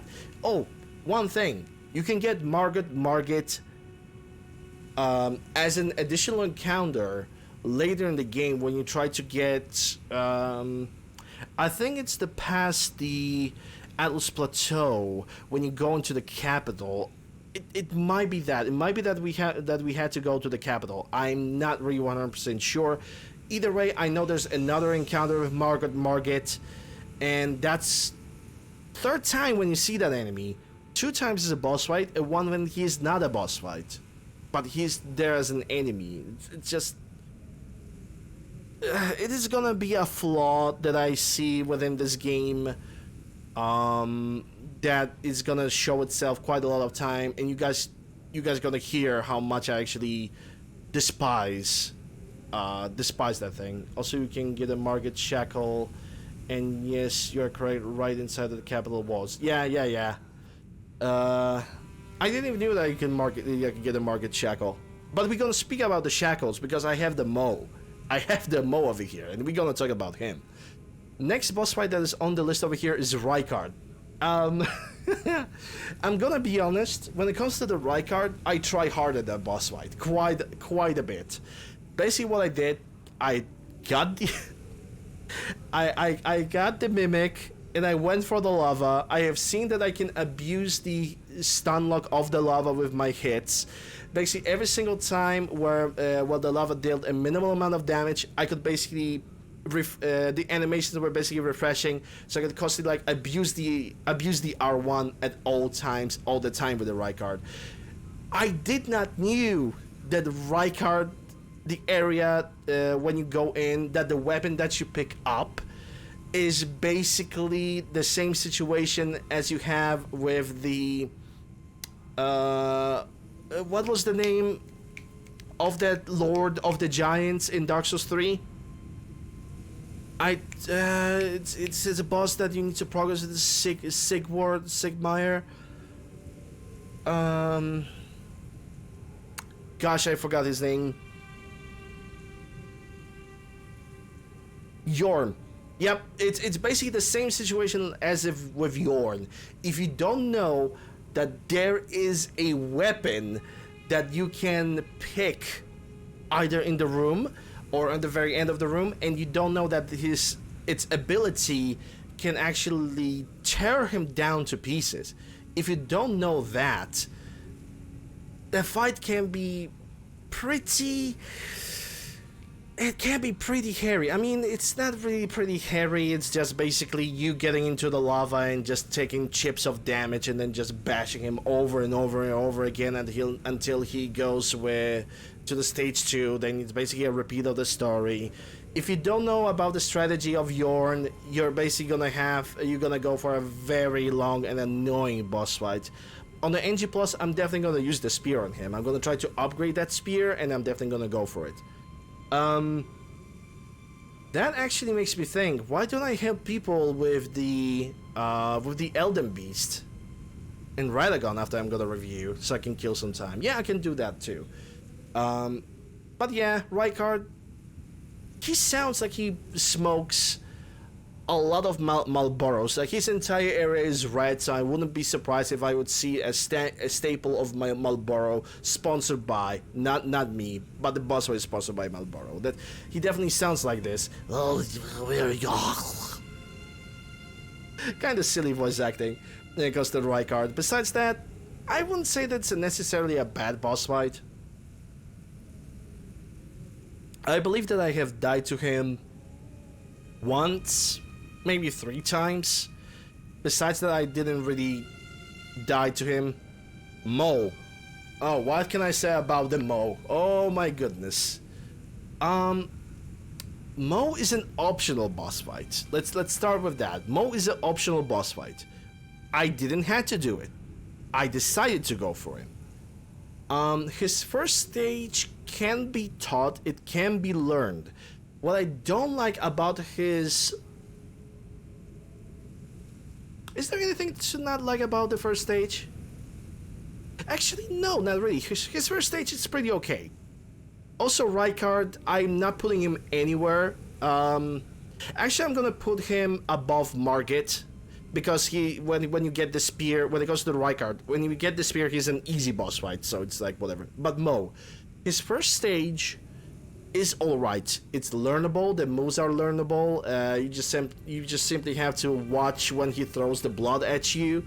The fiery blood, by the way, which is the only type of fire attack that deals bleed damage towards you. If you pick up the Mo Shackle, and you can actually use it twice on Mo, which is something that I discovered by myself. If you use the shackle twice, you can actually inflict religious amounts of damage, and with the proper timing, with the proper calculation of damage, you can make his stage 2 a little bit easier. Now, while you go through the stage 1 on every single percentage of health that you're gonna deal to him, he casts, and that's an annoyance with this boss fight, he casts an unavoidable rings on you, and he also uses like the language it's uno dos tres, which I don't know from where that comes from. I don't know which language it is. Uno dos tres quattro, I think that's Italian. I think that's kind of like a little note of Italian language right over there. Anyway, every single percentage of health, every once and then, he's gonna cast 3 rings on you, which don't hurt you. But when his health drops below 50%, this is where he jumps on the stage 2. Now, when he goes to the stage 2, he basically casts with his trident. He casts the Nihil a couple of times. What that does, it basically inflicts a 100% bloodlust status, and he casts it 3 times. No matter how much health you have, it's still gonna kill you. It basically gives you a 100% chance that it's gonna kill you if you're not gonna heal it. It's basically a mechanic that I do not approve of, because it heals him. It might heal him up to like 50 from below between 15 to 70% of health. And the shackle that you could use on the stage 1 on him does not work on him anymore. When he does that Nihil attack, he not only deals damage to you, he also heals himself. But then when he casts that, his trident on every attack spills the fire blood that if you are in a bad location, if you are in a bad position, and you try to like dodge, heal, or perform the attack, it can actually stun you for a second, and that's basically game over. And you are so focused on dodging every single other attack from Mo that you're not gonna go You are not gonna know when you're gonna get additional bleed damage.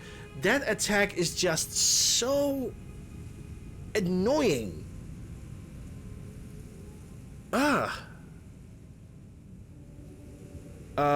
There's a tier you can put on Wondrous Physique to reduce. Yeah, I didn't know about that.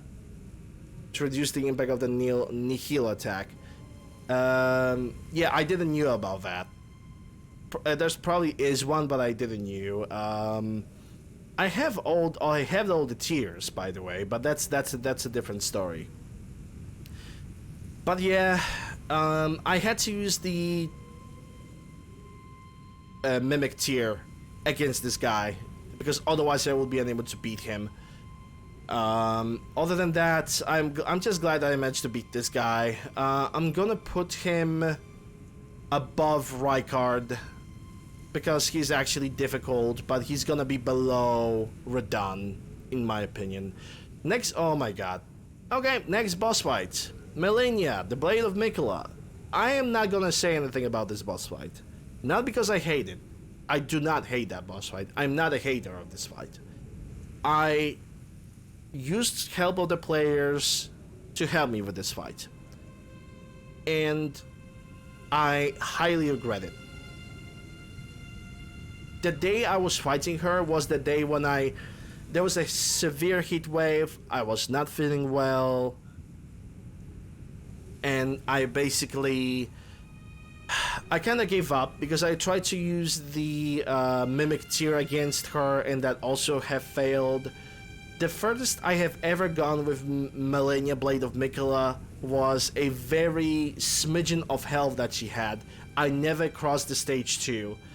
And I have very high regrets about that. Right now, I would really love to have an opportunity in this game to simply summon even her spirit or her clone in the same location where you have the boss fight, just so I can train, just so I can practice her. This is actually a major thing that I have against this game. This game is just so big that, in my opinion, having an ability to use the remembrance to summon a spirit of a boss fight just so we can practice that boss fight so we can get better in it would not make that boss fight, bad. Like, you would not get any rewards, but you would just have the ability to practice, and I would love that ability. I actually mentioned that yesterday when I was going through the Godfrey.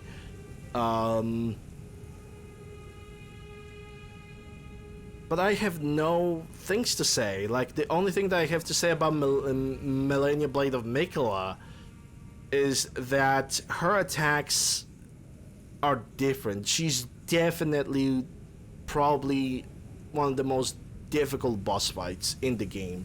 And learning her patterns takes a lot. It definitely takes a lot. Send a really awesome package after. Yeah, I heard about Let Me Solo Her. And yes, I know. I think he created this character of her specifically for Malenia.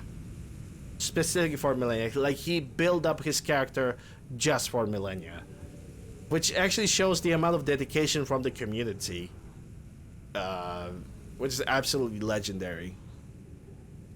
But yeah, I cannot really have an opinion about the Malenia Blade of Miquella because I technically did not beat her. I asked the players to help me, and it was the players that took the most of the work away from my hands.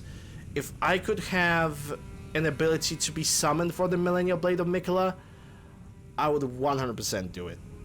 And I really want to do it because I really want to practice her. I really want to beat her. I really want to defeat that boss fight.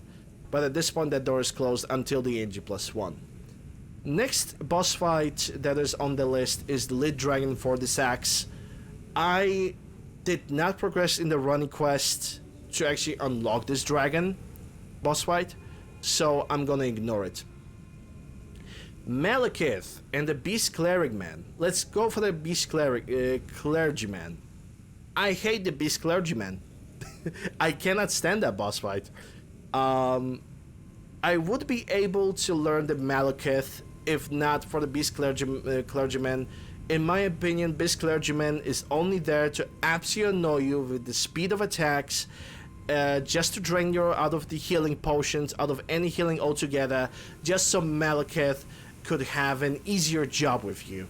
I had a much better time fighting Malekith than fighting Beast Clergyman. And that's all I'm gonna say. I'm gonna put Beast Clergyman slightly above Margit, and Malekith when it comes to... I'm not even gonna talk about Beast Clergyman anymore because I cannot stand this fight. Malekith, I think he's actually very fair as a boss fight. I did not manage to learn a lot about him. I know that he has the movesets that releasing like bleed arcs that if they're gonna hit you, they're gonna reduce your maximum health, and they're also gonna slowly reduce your health, but he gains no benefit from that. The only thing that Malekith is actually gaining is the fact that he basically weakens us over time.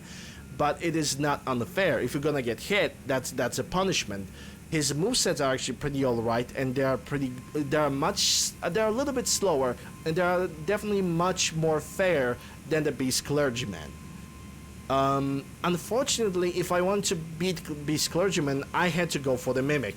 I'm not proud of that, because Malekith is definitely a better second stage than his first one.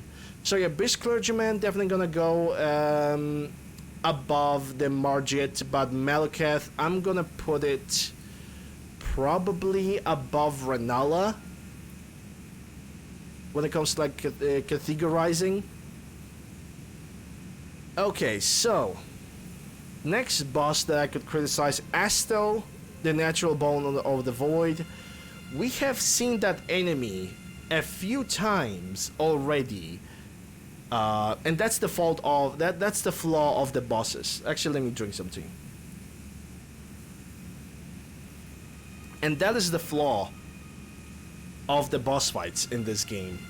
You can see a lot of the boss fights as regular enemies in the game, and they're bringing totally nothing new to the table. Astel was alright. It's basically a reskin Midir, which in itself, it's still challenging. He has a couple gravitational spells. He can disappear on you. He can grab you with his mandibles in front of his teeth, and if he's gonna do that, that's kind of basically game over. But he's not really an unfair type of fight.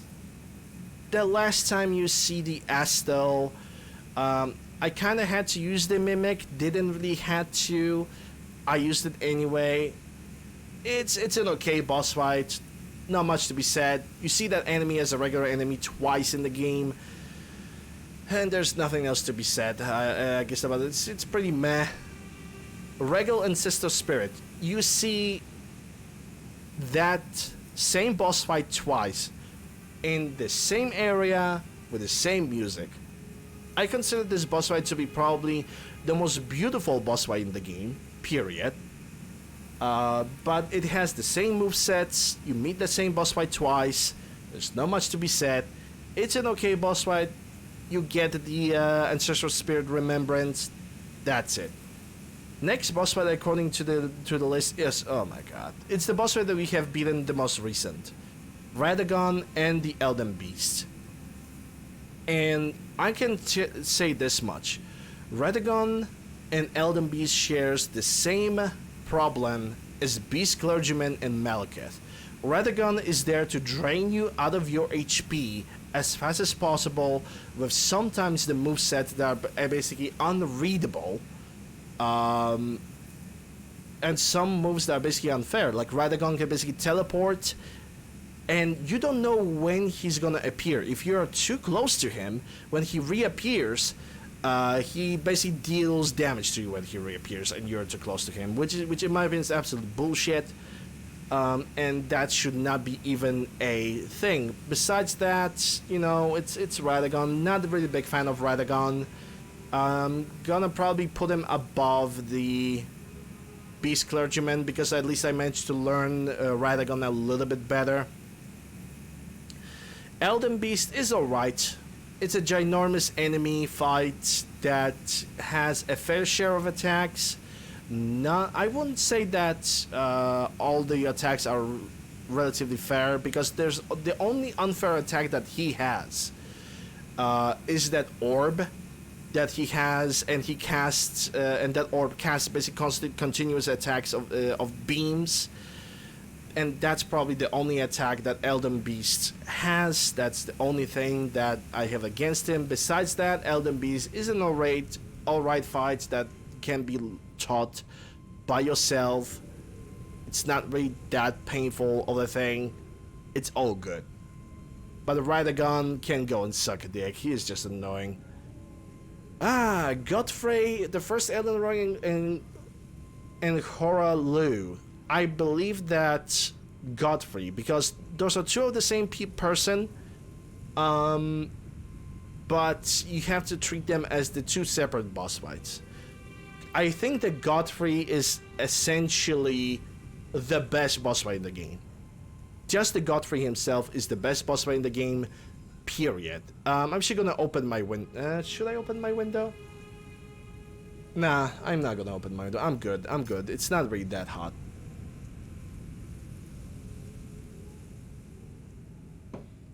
But yes, I think Godfrey is the best boss fight in the game. His pattern is learnable. It's punishing you for the greed. If you're gonna be greedy during the Godfrey fight, it's basically the end. When he enters his stage 2, when he does the AoE stomps, it's basically a lesson of a good timing and nothing else. Godfrey is a good old Dark Souls boss fight, and I really like it.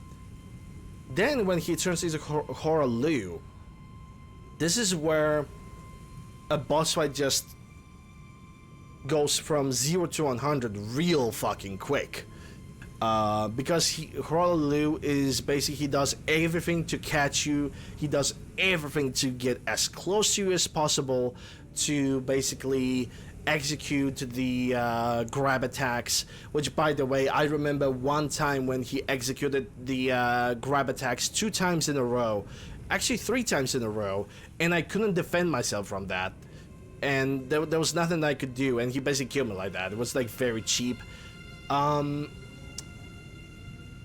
Horaloo, if it was not so chaotic and so tense of a boss fight, I think I would put it higher in the list. But it's not gonna go very high. Like Horaloo, I wish I could learn that fight, but because of how much stress that Horaloo boss fight put on me, I couldn't really learn a lot. I'm gonna try to like get summoned by a couple players today, maybe to get the Godfrey out of the way. I'm going to try. I don't know if I'm gonna do that. But yeah, Godfrey is technically, in my opinion, my most favorite boss fight of the game. Very enjoyable. Next on the list, from what I can see over here, is Fire Giant. Fire Giant is okay. You know, the only annoying part about the Fire Giant is the fact that he basically runs away from you. It's quite essential for this boss fight that you're gonna have a horse on you, at least on the stage 1. And the only thing that you really have to do is just avoid his gigantic plate and avoid him spewing fire on the floor. Excuse me. That is the only thing that you really have to avoid when it comes to the Fire Giant. Other than that, he's not really that bad of a boss fight. I really don't have any major complaints about him. Next on the list is Dragonlord Placidusax. They really need to like they really need to get their names from Skyrim. Placidusax, I think he is a fair fight, a good fight. I think the only thing that I have against Placidusax is the distance that you have to do if you die. Basically, it's only the matter of distance that you have to put between yourself and the boss room. Other than that, it's a great boss fight. You have a lot of room. The moveset of the Placidusax are readable, and you can pretty much easily avoid them. It's not a difficult fight to go through. next on the boss fights. Yeah, great enemy mini bosses. Oh boy. Oh boy. Yeah, we got the Ancestor Spirit.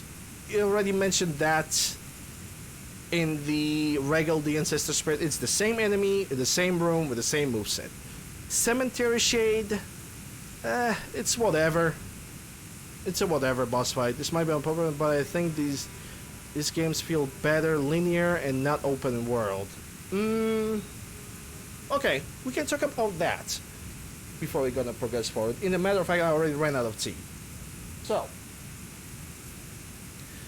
bottle of water. In a matter of fact, it's actually getting so hot in my room. I'm gonna open the window so I can have a little bit of more fresh air. Just give me a second.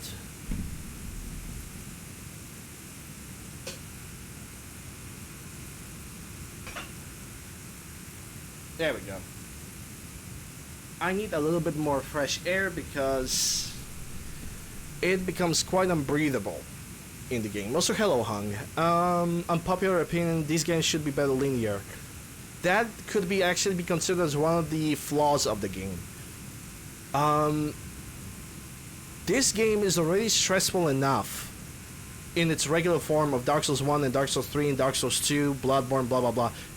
The linearity of the game, making this game a little bit shorter, was actually better on the mental state of the players, because I was playing this game for pretty much over 3 weeks, and I definitely have felt an exhaustion.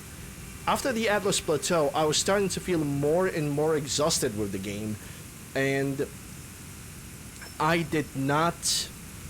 At a certain point, I simply did not want to play the game anymore. Because how lengthy it is and how repetitive the boss fights were, and I'm basically seeing only different areas but not different enemies, and it was basically putting such a exhaustion on me that I did not really want to beat this game anymore. But I managed to beat it, I managed to get through it, and I'm actually very happy about it. But the length of the game, as much as it's open world, I can agree. This game can be very long. It can be very long. Like, I never felt such an exhaustion with a video game as I felt with this game. Because, for example, I never got tired of heavily modded Fallout 4 and playing it for 4 months straight. I never felt tired of repeating Skyrim playthrough twice and spending over 3 months on it. I don't mind playing Fallout 3 for over a month. I never felt an exhaustion as from the video game as I felt with Elden Ring, which is quite unprecedented because I like open world games. I don't know why I felt that exhaustion.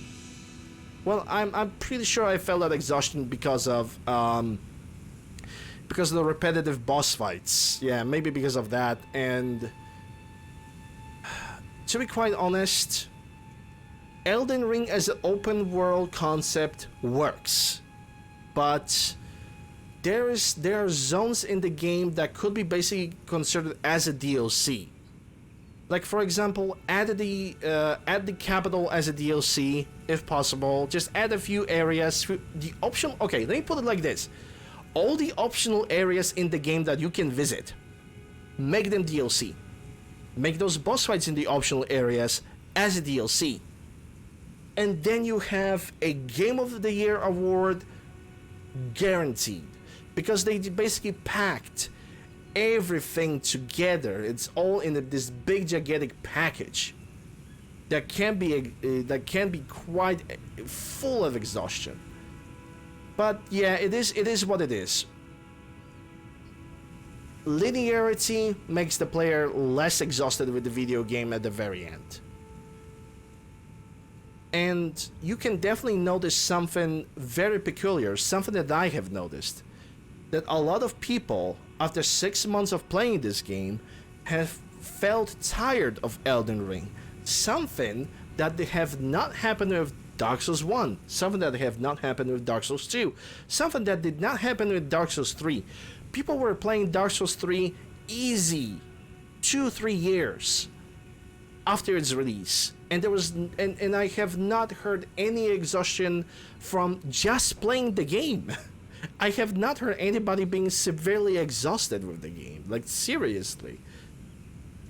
But yeah, who knows? Maybe they're gonna learn, because there's definitely a lot of people who have criticized the length of the Elden Ring, and it's definitely something.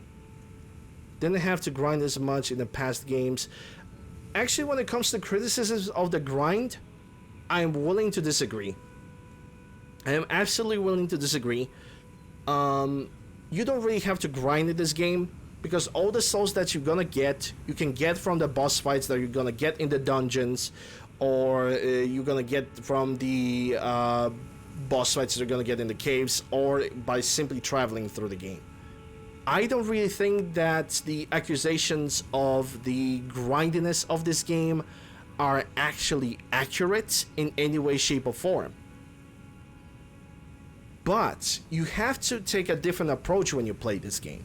You have to take a different way of playing this game, because it's an open world. If you're gonna get too far and you're gonna get your ass basically handed to you by a specific boss fight, you cannot simply think that you have to grind that same boss fight over and over and over again. What you can basically do, just go back, explore some different area, grab those items from the different area, try to level up your character, then come back to this area, and you're actually gonna figure out that you're basically gonna have a much better time, because you're gonna do something else. This is basically what open world of Elden Ring basically wants you to do. Do something else, come back to that thing later when you're gonna grind up. Well, okay, that actually kills the point, but you understand what I'm saying. It's not really that grindy, because you don't have to spend hours upon hours to just get a weapon to level from plus 4 to plus 5, you know. You don't really have to do that.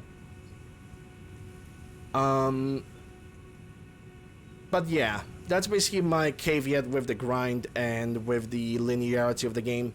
But yeah, when it comes to going back to the conversations of the boss fights, now we have the Cemetery Shade.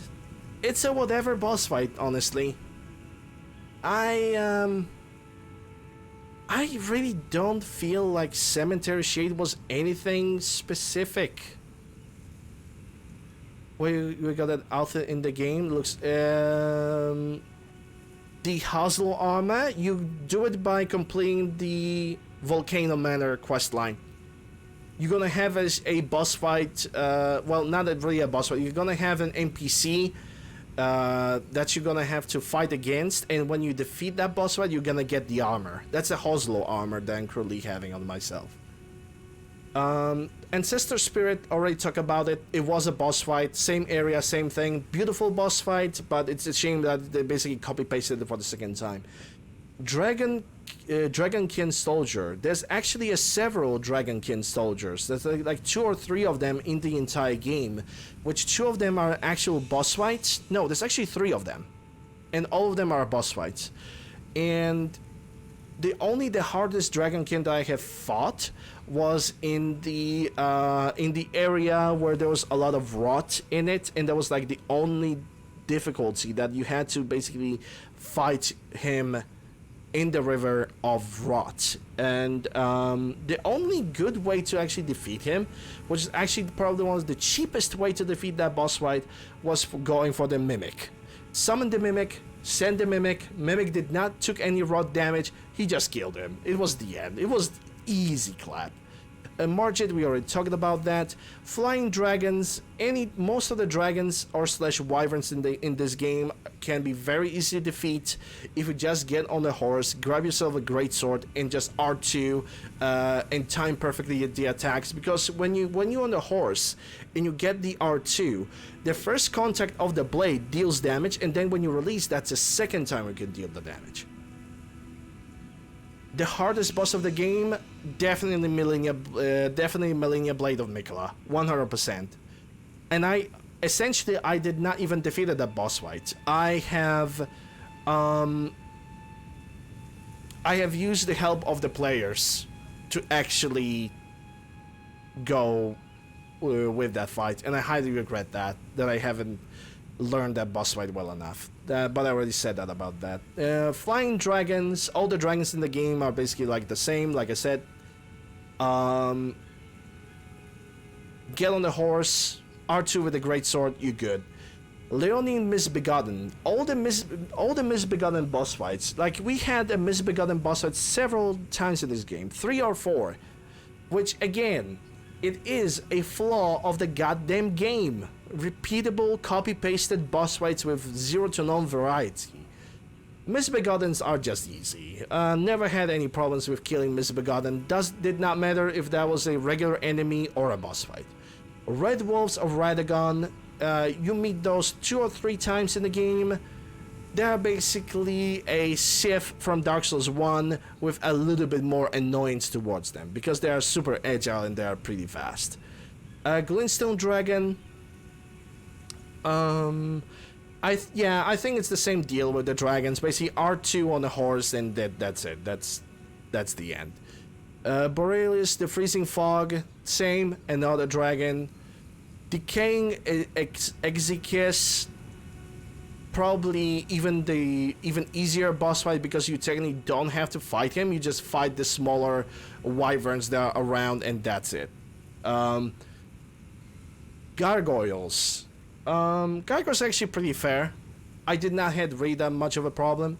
You can encounter the gargoyles as regular enemies and the boss fights again. You're gonna encounter them like few times in the game. Once when you encounter them in the Sophia Aqueduct, they actually reminds me of the gargoyles from Dark Souls 1. Basically, if you damage the first gargoyle more than enough, the second one is appearing. The key is basically to just focus on one of the gargoyles and then going to the second one. They have their stage 2 when they're picking up their secondary weapons, but all of them are avoidable. Those bosses not really that demanding. Like, maybe the only thing about the gargoyles that I could despise is the fact that they are going for the poison clouds, which obviously you don't like that. Poison cloud sucks. Oh my god. Now probably the most unnecessarily abused boss fights in the game. Godskin not really. It's the second most abused. Godskin Apostle and Godskin Noble ending up in the Godskin duo.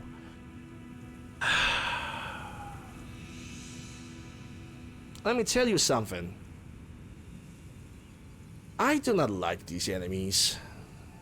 Meeting them once in a game was already good enough. And you have a situation. Okay, let me put it like this. You can find the Godskin Apostle and Noble separately on separate occasions.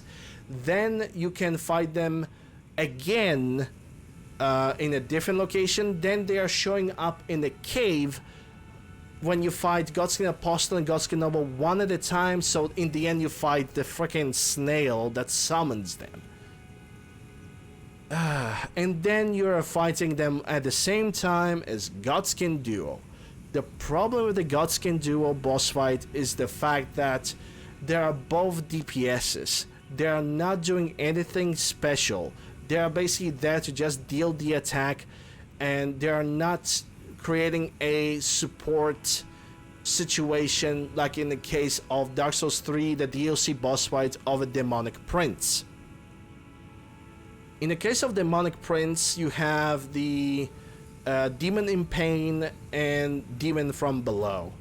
Demon from below is there to basically deal attack on a close range, furious attacks, and avoid them. The demon in pain is there to deal attacks from long range and to basically distract you. But there was a variety. You basically had to watch your back. In Godskin Duo, they're basically both dealing DPS and there's nothing else besides them. There, at a certain point, they're just appearing in the game just to be boring, just to be there, just so we can defeat them. And I'm not gonna be ashamed of it. On the Godskin Duo, I went Mimic, I went for the Summonable, I didn't fucking care.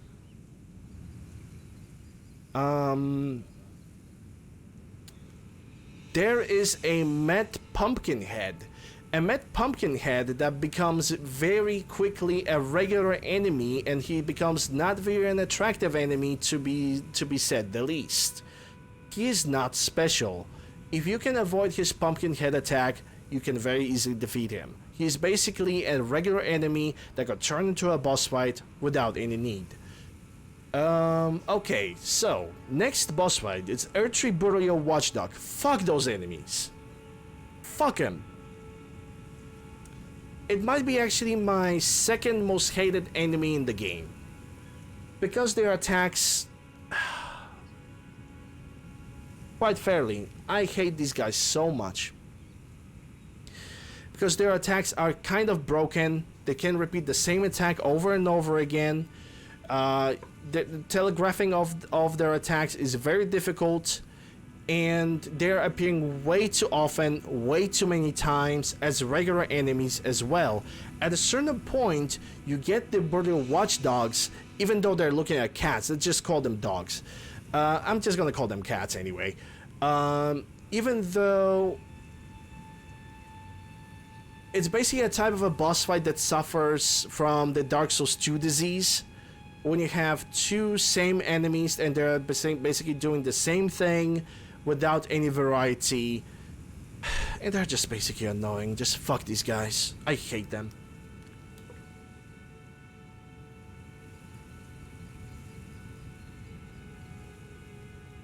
I'm sorry, I'm feeling quite weak today.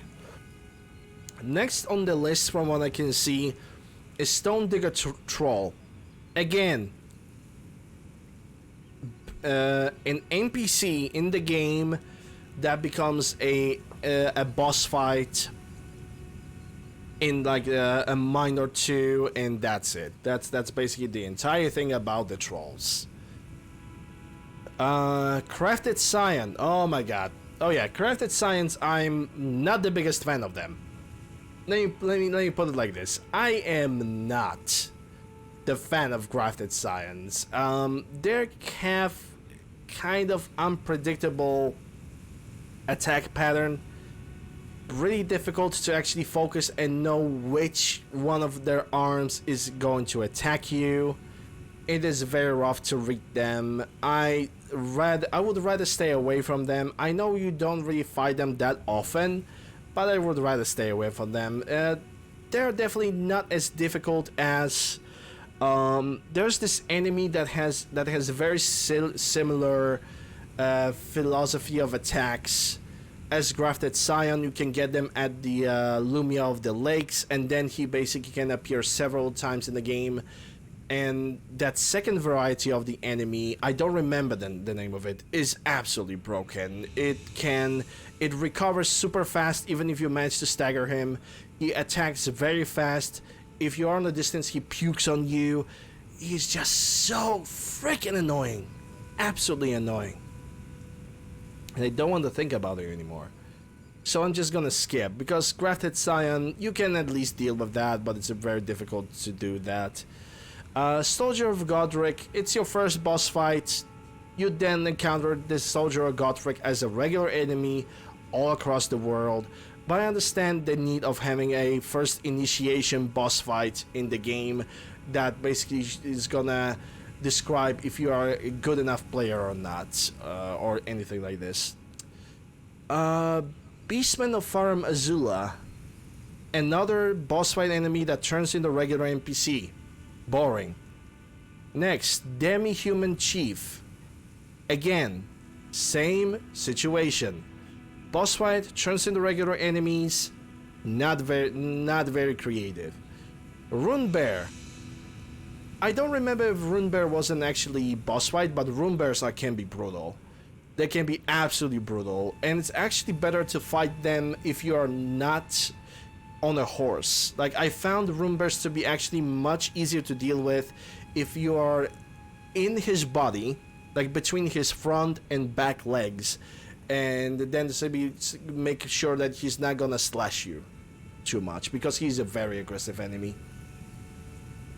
Crucible Knights. You get Crucible Knights 3 times as a boss fight, few times as a regular enemies. The first time you meet a Crucible Knight, he's an overpowered boss.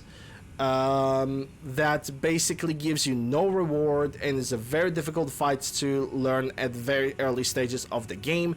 I have tried to beat this guy for 3 days straight, and I eventually did it, but only to get 2,000 souls for that, and that's it. So yeah, Crucible Knights.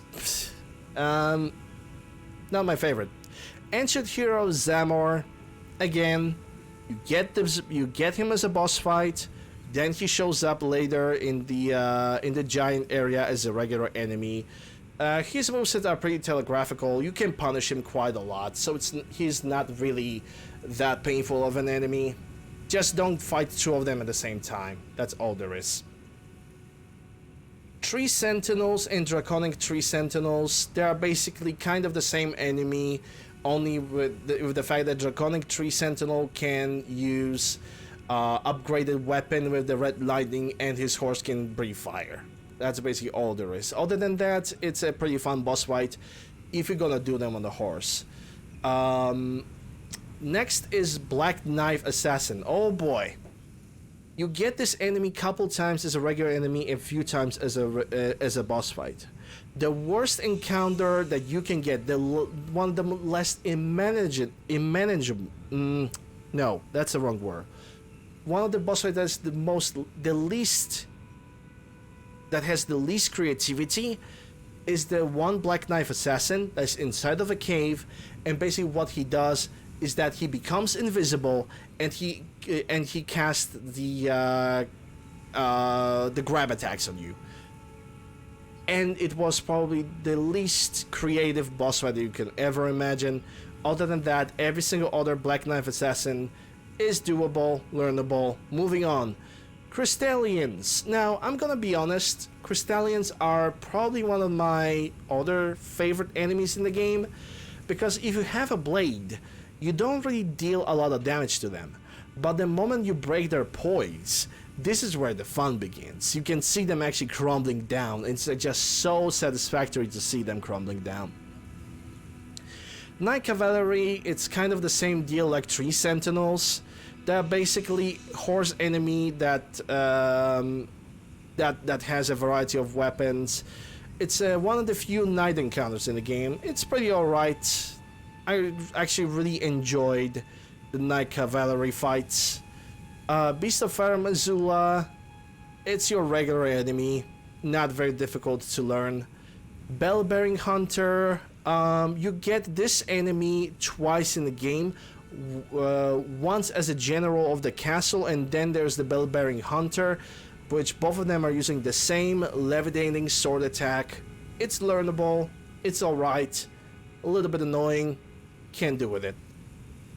Crucible Knight Orvodis, yeah, we already went through that.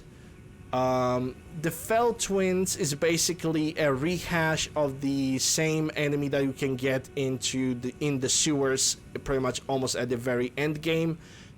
Not very challenging, not very demanding. Black Blade Kindred, that basically is a reskinned, pretty much a reskinned gargoyle, but with a different variety of attacks. Now I remember that I did not fought this guy, and I just simply forgot about him.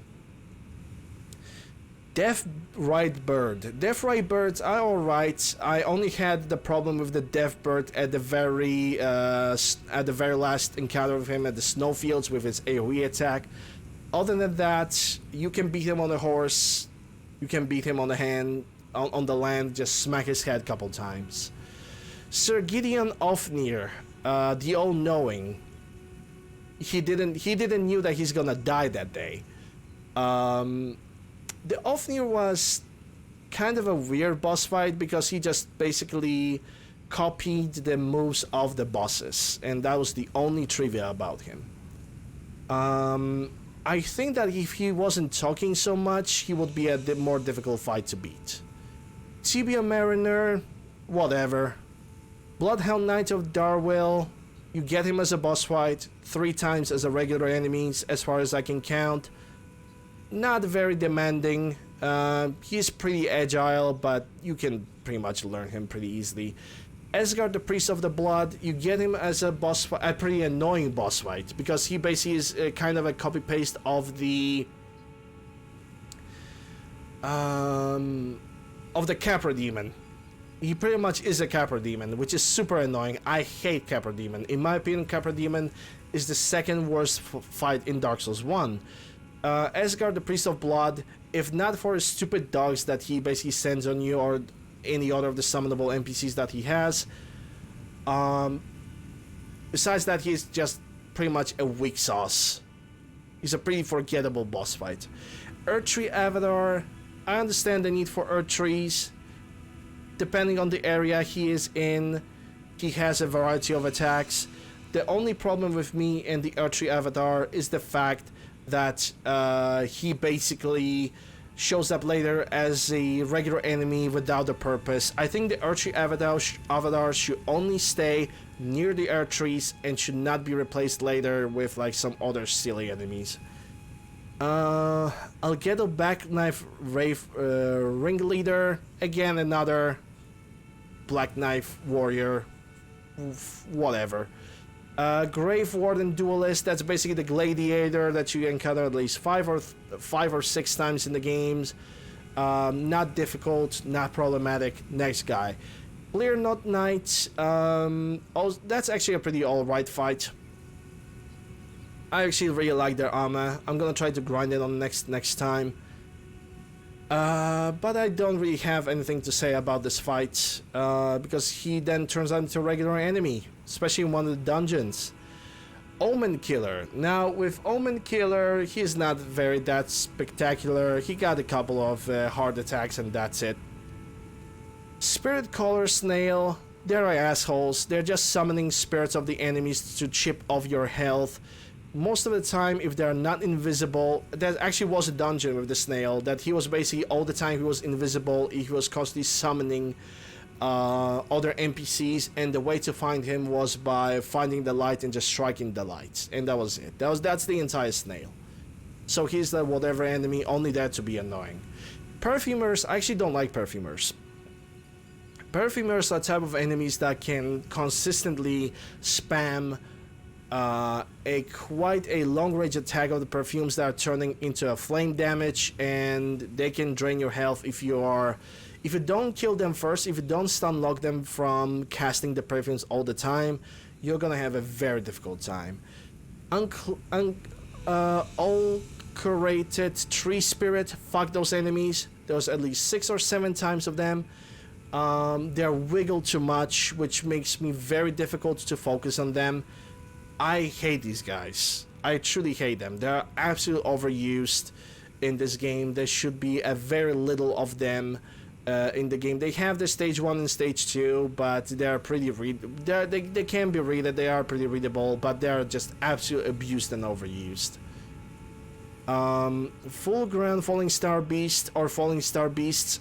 I'm actually gonna consider this fight as something that is actually not used or not abused in the game.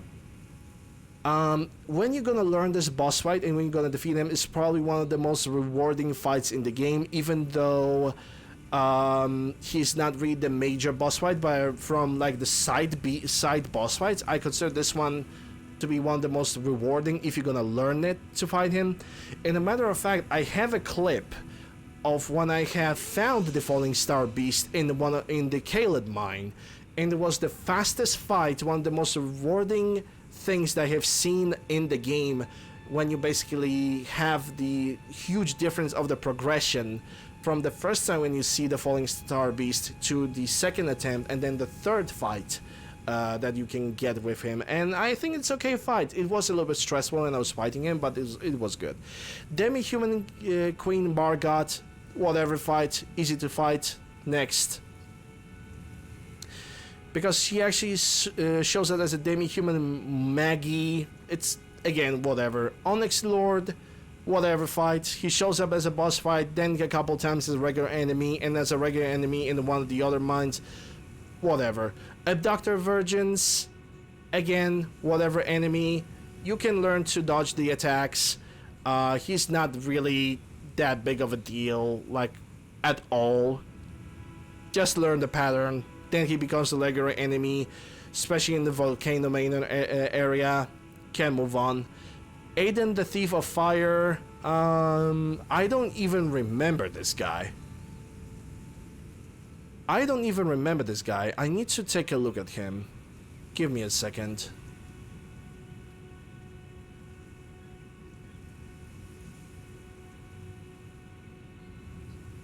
Yeah, I don't really remember this guy. In a matter of fact, I'm willing to say that it's one of the most whatever enemies, if I cannot even remember him. Alabaster Lord is basically the Onyx Lord. It's the same thing. Ancient Dragon Lanisex. I think I have fought him.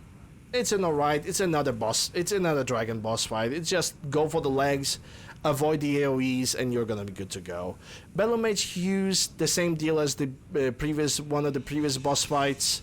Basically copy paste with a different name. Nothing changed. Bloodhound Knight. We already said that. Balls. now Balls the Carrion Knight.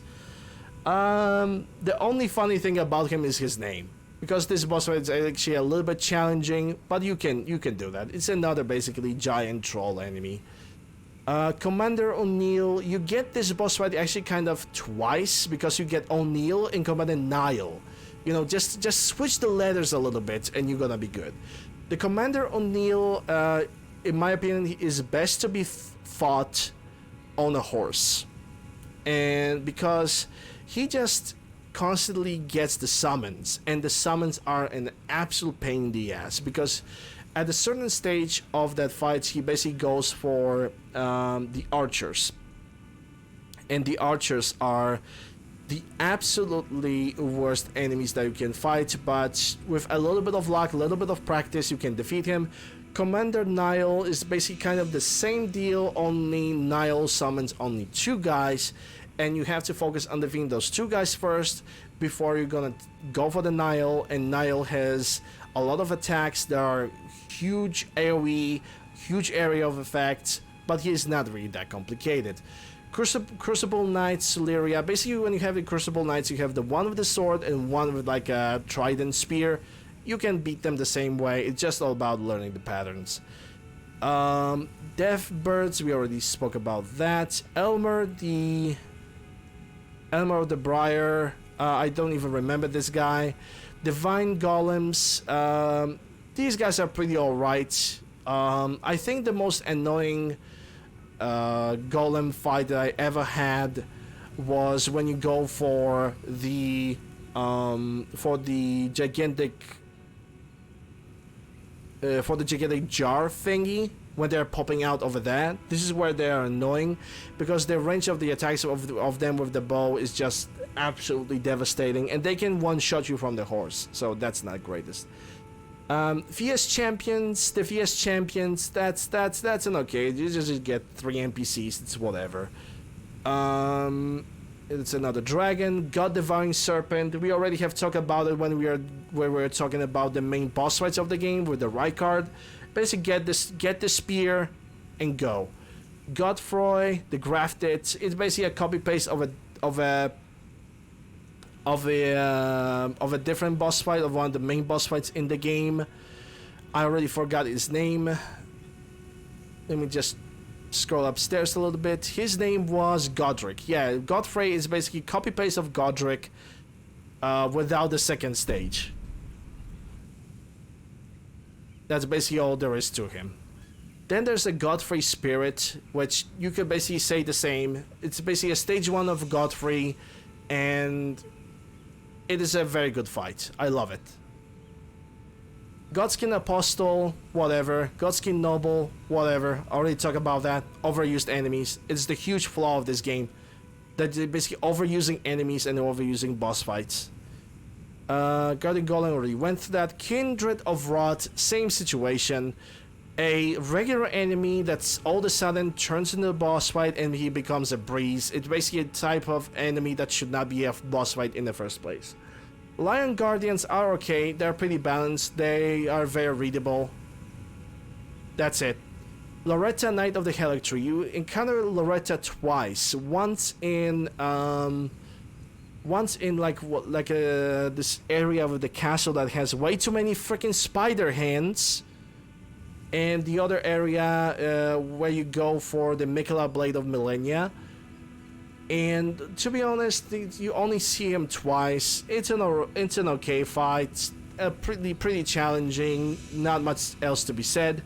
Now the worms, the magma worms. I think the magma worms, for all the encounters that you're getting of that enemy, he would be quite okay if he was not just a repeated scenario of the same enemy with the same annoying AoE attack that the Quelaag had in Dark Souls 1. It's basically Quelaag, only more annoying. Hey Jedgar, how you doing? Glad to see you here. Hope you're doing well. Miranda the Blighted Bloom, that's basically a gigantic flower. It's whatever. Misbegotten Crusader and Misbegotten Enemies, whatever. Mo the Omen, it's basically the same thing as Mo. Necromancer, whatever. Nox Sorceress, Nox Priest, it's just the regular enemies that are not even boss fight. Patches, we love patches, 10 out of 10. Would get my ass kicked into the hole again. Creature Avatar, it's the Earth Tree Avatar, so it's whatever. Roundtable Knight Vike, whatever. I'm looking for unique boss fights. Mimic Tier, we already have talked about that. It's actually, the reward for Mimic Tier is pretty good. I like it, because you basically get a clone of yourself that deals far more damage and has far more health. Worm Faces can actually be encountered as the Earth Tree Guardians as well. Worm Faces are pretty alright if you're not gonna get attacked by their cursed AoE attacks. You're pretty much good with them. Very alright boss fight if you're gonna go on a horse. And that's all of the boss fights that we have probably counted so far, and that basically summarizes all of them. Like I said, boss fights, obnoxious. Some of them are just obnoxiously overused, and it actually says a lot, because it makes you feel like From Software basically ran out of ideas a lot of times with the enemies and the boss fight, which also could explain why the game has only 60 gigs of the maximum data on a disk. You don't need more. Quite honestly, I'm gonna keep my opinion about it, that if we get a 100 gigs of data, additional data, on the Elden Ring, but it basically would be 40 gigs of new enemies, new boss fights with new mechanics that would be fair, we would not have that problem. Because a lot of boss fights, what I have noticed is that sometimes they're using cheap mechanics that are just not fair and not fun. That's basically all there is. Like, the most annoying mechanic that I think they have implemented into the game was with Melina Blade of Mikola. Every time she hits you, she restores health between 400 and 500 health per hit. And it's such an artificial way to increase the difficulty. I really despise that. Other than that, to summarize my Elden Ring review, it's a game that is worth getting. It can be exhausting. I think it's the second best From Software game that they made, because in my opinion the best From Software game that they made was the Dark Souls 3. It was the most polished up game. Other than that, I think it's a game that could use polish by itself, but if you're ever gonna get the Elden Ring 2, I hope it's not only gonna be shorter, but also I hope that the Elden Ring 2 is gonna be have a little bit more creative situation on the boss fight department. Other than that, if you're gonna catch this game of discount, is 100% worth it. If you are willing to deal with this game's BS, which every From Software has a little bit of it, it's definitely a game worth grabbing, worth getting, worth playing. I'm definitely gonna play this game next year on the next marathon, and this actually concludes the From Software marathon. Thankfully we are not gonna play Dark Souls 2. We did not reach that sub goal, but yes, I'm pretty happy about it. So I think that this Souls marathon was actually probably the very bad, not because of the frequency of the people, but because I had a lot of technical issues while I was trying to deal with it. That being said, I hope that next year From Software Games Marathon, it's simply gonna go better. Just cross fingers about that, and let's hope for the best. My next game that I'm gonna play, it's gonna be the Elder Scrolls 4 Oblivion, because I really have a hunch to play this game. I'm gonna play that game kind of vanilla. I'm only gonna install the most essential mods that are possible to basically make their game run. Other than that, I guess I'm gonna switch to a chat time. I'm gonna take an earlier break over here, and what I'm gonna do after the break is I'm gonna try to help people with the some bosses in the Elden Ring. I don't want to finish, but I want to take an earlier break. So let's just do that. Let's just do that. Let me switch to the chat time. So yeah, that concludes also the Elden Ring playthrough. A fantastic game in my opinion, very good game that has significant flaws, but they can be corrected. Thank you guys very much for watching me so far. I'm taking this small break. I'm gonna replenish myself with tea. I'm gonna eat something. I'm gonna take a breather so I can basically go on and continue fighting. Links to my YouTube, Discord, whatever you guys need is down below in the panels. Any forms of support, you guys already know, all in the panels. I'm actually gonna put it in the Twitch chat over here, exclamation support. Also have the chair fund. If you guys want to support me more directly when it comes to support on Twitch, that's subs, Twitch subs, Prime subs for ad-free viewing, some nice looking emotes, option of bits for even more unique emotes, and yeah. This concludes the Elden Ring playthrough. I already have said my review of the game. There was a lot to talk about. Probably it was the longest review that I ever done. Not really sure how the review is gonna go. I'm actually very dependent on your guys' opinion as well. Anyway, after the break, I'm gonna continue the stream of Elden Ring. I'm gonna try to help people with Radagon, the Elden Beast, and maybe with the Melania Blade of Mikola. In the meantime, I'm gonna do a little BRB. So once again, thank you guys for watching, and I'm gonna see you guys after the break. Don't go anywhere. I'll be right back.